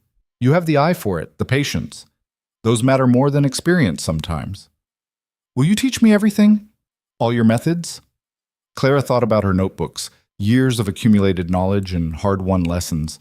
She'd always assumed that knowledge would die with her, scattered across territories and wells that worked, but nobody quite understood why. "Yes," she said, "I'll teach you everything. That way this continues even after I'm gone." "You're not going anywhere," the girl said with the certainty of youth. Clara smiled. "Not right now, but eventually. Everyone does. Then I'll make sure I'm ready when that happens." The girl went back to examining soil samples, already absorbed in the work. Clara watched her and felt something like pride mixed with hope. This was how knowledge survived, not by hoarding it, but by giving it away to people who'd carry it forward. 3 years after arriving in Red Mesa, Clara sat in the room that had become her office, a small space in the back of what used to be the general store, now the cooperative's headquarters. Her walls were covered with maps showing well locations, geological surveys, water table depths. Her desk held neat stacks of notebooks, lesson plans, correspondence from communities across 3 territories asking for advice or training. Ethan knocked on the doorframe. "Busy?" "Always. Come in." He entered looking slightly nervous in a way that was unusual for him. "I wanted to talk to you about something. If it's about the new well site on the Western Ridge, I already told Jack we need to wait until it's not about wells." Ethan sat down across from her desk. "It's personal." Clara set down her pen, giving him her full attention. In 3 years, they'd become close. Friends, certainly, maybe something more neither of them had quite put words to. They worked together daily, ate dinner together most nights, had fallen into a comfortable partnership that felt both natural and undefined. "I've been thinking about the future," Ethan said. "About the cooperative, about the ranch, about—" He paused. "About us." Clara's heart started beating faster. "Us? You've been here 3 years. You've built a life, made this place your home, and I—" He stopped, seemed to gather courage. "I care about you, more than just as the cooperative director or my friend, and I think you feel the same way, but you've never said it, and I've been too afraid to ask." Clara looked at him. This man who'd taken a chance on her when everyone else laughed, who'd stood beside her through fights legal and personal, who'd somehow become essential to her daily existence without her quite noticing when it happened. "I do," she said quietly. "Care about you. I have for a while. I just didn't know how to say it, or if I should." "Why wouldn't you?" "Wouldn't. Because I'm not good at this. At relationships, at staying, at being the kind of person someone builds a future with." She gestured at her office, at the evidence of her work. This is the longest I've ever stayed anywhere, and it still feels fragile sometimes, like I might wake up and realize it's time to move on. Do you want to move on? Clara thought about that honestly. Did she? Part of her still felt the pull of the road, the safety of staying unattached. But a bigger part, the part that had grown over 3 years of teaching and building and belonging, wanted to stay. Wanted to see what happened next in Red Mesa. Wanted to watch her students become teachers. Wanted to build something permanent instead of always moving through temporary spaces. No, she said, I don't want to move on. I want to stay. Here. With you. With this work. With all of it. Ethan smiled, real and warm. Then stay. Officially. Not as the director on a renewable contract, but as someone who's made Red Mesa home. As my partner in everything. Clara felt tears prick her eyes. Unexpected and unwelcome, but real. Are you asking me to marry you? I'm asking you to build a life with me. If marriage is part of that, good. If not, that's fine too. I just want you to know you're not alone in this. You're not just passing through anymore. You're here, and I want you to be here. Clara stood, walked around the desk, and pulled Ethan to his feet. She kissed him, something they'd done a handful of times before, carefully and tentatively, but this time felt different. This time felt like a decision being made, a future being chosen.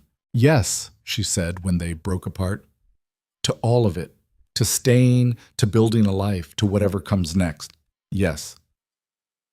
They were married 6 months later in the church Ethan had been slowly repairing, the same church where Clara had slept her first night in Red Mesa. Half the territory seemed to show up for the ceremony. Katherine came from the capital. Communities Clara had trained sent representatives. The cooperative members filled every available seat and spilled out into the yard. Marjorie cried through the whole ceremony. Jack's daughter served as Clara's attendant, looking proud and grown up in a borrowed dress. Old Thomas officiated, using his clerk's authority to make it legal, making jokes that got laughs even from people who were also crying. Clara wore a simple dress, nothing fancy, and carried wildflowers picked from the newly green valley.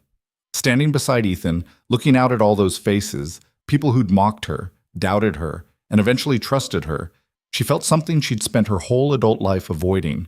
She felt settled, rooted, home. The reception lasted until dawn. People danced and ate and told stories about the early days, when Red Mesa was dying and nobody believed water could save it. They toasted Clara's stubbornness, Ethan's faith, Katherine's legal brilliance, the cooperative's survival. They drank to the future, to the wells yet to be dug, to the communities yet to be helped. Clara danced until her feet hurt, talked until her voice was hoarse, and finally escaped to the porch for air. Ethan found her there, bringing 2 cups of water from the well, the original well, the one that started everything. To us, he said, offering her a cup. To water, Clara replied, and to staying in one place long enough to see it matter. They drank, and Clara tasted minerals and depth, the flavor of water that had waited 40 feet down until someone finally looked in the right place. 5 years after arriving in Red Mesa, Clara stood at the edge of town watching a new well come in. This one was being drilled entirely by cooperative members she'd trained. She was just supervising, making sure they'd surveyed correctly, offering advice when asked.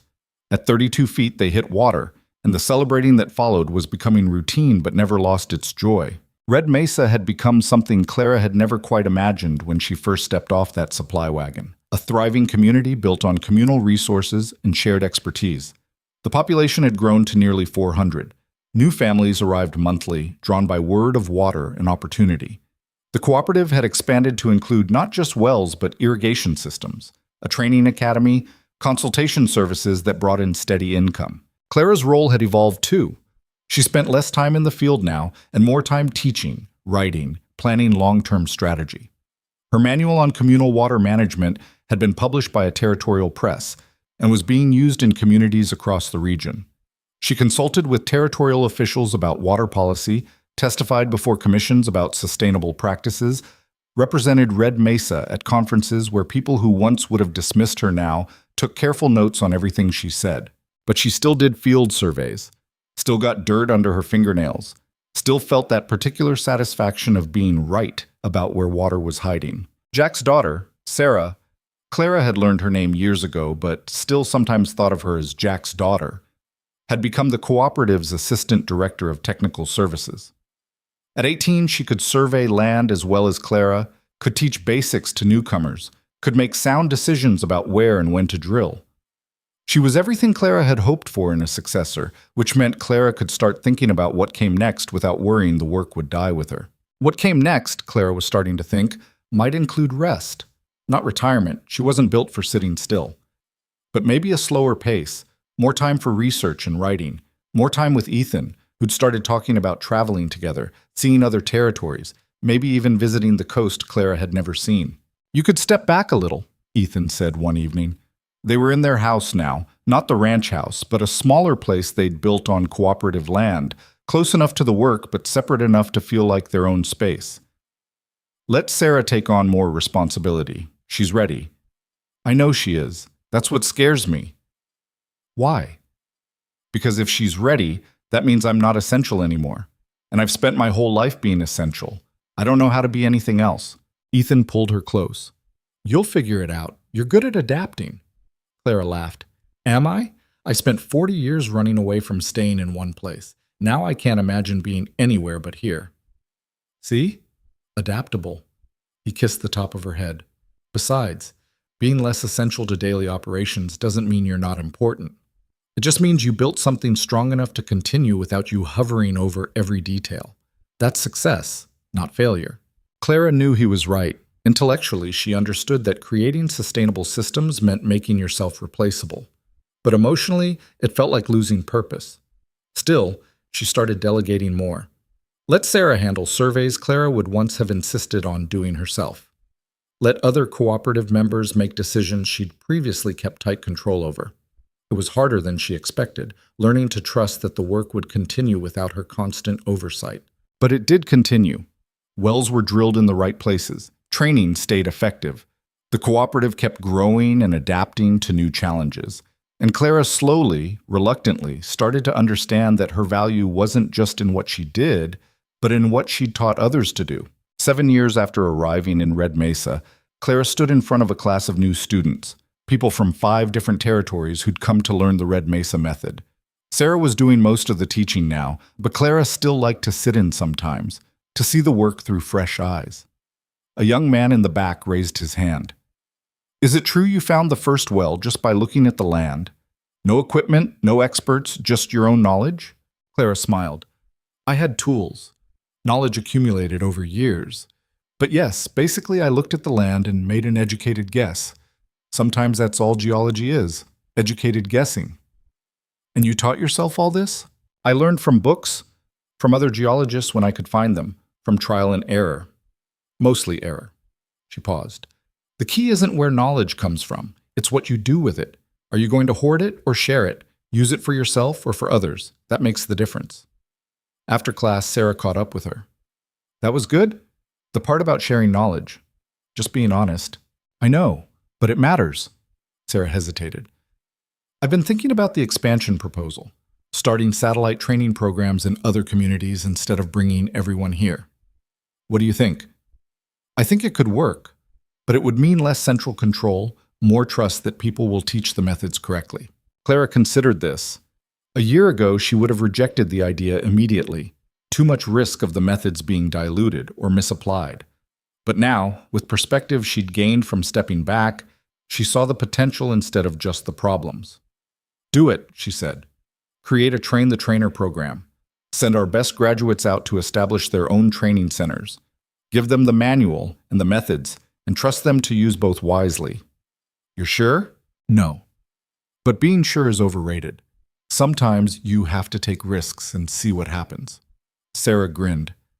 "That's very philosophical for someone who deals in rocks and dirt." "Rocks and dirt taught me everything I know about life, including that sometimes the best things grow from taking chances on uncertain ground." The satellite training program launched 6 months later. Within 2 years, there were Red Mesa Method training centers in 12 communities across 4 territories.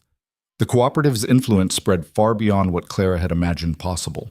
Water rights laws started changing, influenced by the precedent Red Mesa had set. Communal resource management became a topic of serious discussion instead of a fringe idea. And Clara, slowly and with some difficulty, learned to be proud of what she'd built without needing to control every aspect of it. 10 years after arriving in Red Mesa, Clara sat on her porch, not Ethan's porch anymore, truly hers now, and watched the sun set over a valley that was green and growing and full of life. Ethan sat beside her, holding her hand, comfortable in the silence they'd learned to share. "Do you ever regret it?" he asked. "Staying here instead of keeping moving?" Clara thought about that honestly. Did she regret it? She'd given up a certain kind of freedom, the ability to walk away when things got complicated. She'd accepted responsibilities she couldn't easily shed. She'd let herself care about people and places, which meant she could be hurt by their failures and losses. But she'd also built something that would outlast her. She'd found people worth staying for. She'd discovered that roots could be strength instead of weakness, that commitment could be freedom instead of trap. "No," she said, "I don't regret it. This is better than anything I would have found by keeping moving." Even with all the hard parts? The fighting, the legal battles, the times it almost fell apart? Especially because of those parts. Easy things don't matter as much. The hard things, those are what prove something's worth having. Ethan squeezed her hand. "You've changed since you got here. You know that?" "I hope so. I'd be worried if 10 years hadn't changed me at all." She paused. "How have I changed?" "You smile more, trust more, let people in." He looked at her. "You let yourself be happy." Clara thought about the woman who'd arrived in Red Mesa 10 years ago, bruised from a bull, mocked by strangers, carrying nothing but a bag of books and a defensive wall around her heart. That woman had been competent but lonely, skilled but isolated, always ready to leave before leaving became necessary. She barely recognized that woman now. "I learned something here," Clara said, "about water and about people, about what it means to be part of something bigger than yourself." "What's that?" "That the most valuable things are the ones we share. Water's worthless if it sits trapped underground where nobody can reach it. Knowledge is worthless if you keep it locked in your head. And life," she stopped, feeling the truth of it settle into words. "Life is worthless if you live it alone." They sat in the gathering dark, watching lights come on across Red Mesa. Somewhere, someone was teaching a class about geological formations. Someone else was drilling a well based on methods Clara had refined and shared. Children were growing up in a town that had water because strangers had come together and decided to dig. And Clara, who'd spent 40 years running from exactly this kind of attachment, felt nothing but grateful. She'd come to Red Mesa to find water. She'd found that, and so much more. She'd found purpose, community, love, a future that extended past the next town, the next well, the next escape. She'd found home, and in finding it, she'd learned that the bravest thing she'd ever done wasn't digging that first well, or standing up to Victor Hale, or teaching people to find water themselves. The bravest thing was staying, choosing to plant roots in uncertain ground, and trusting they'd hold. 10 years later, sitting beside Ethan in the town she'd helped save and the community she'd helped build, Clara knew those roots had held, and they'd continue holding long after she was gone because she'd taught others to tend them. That was enough. That was everything. That was home.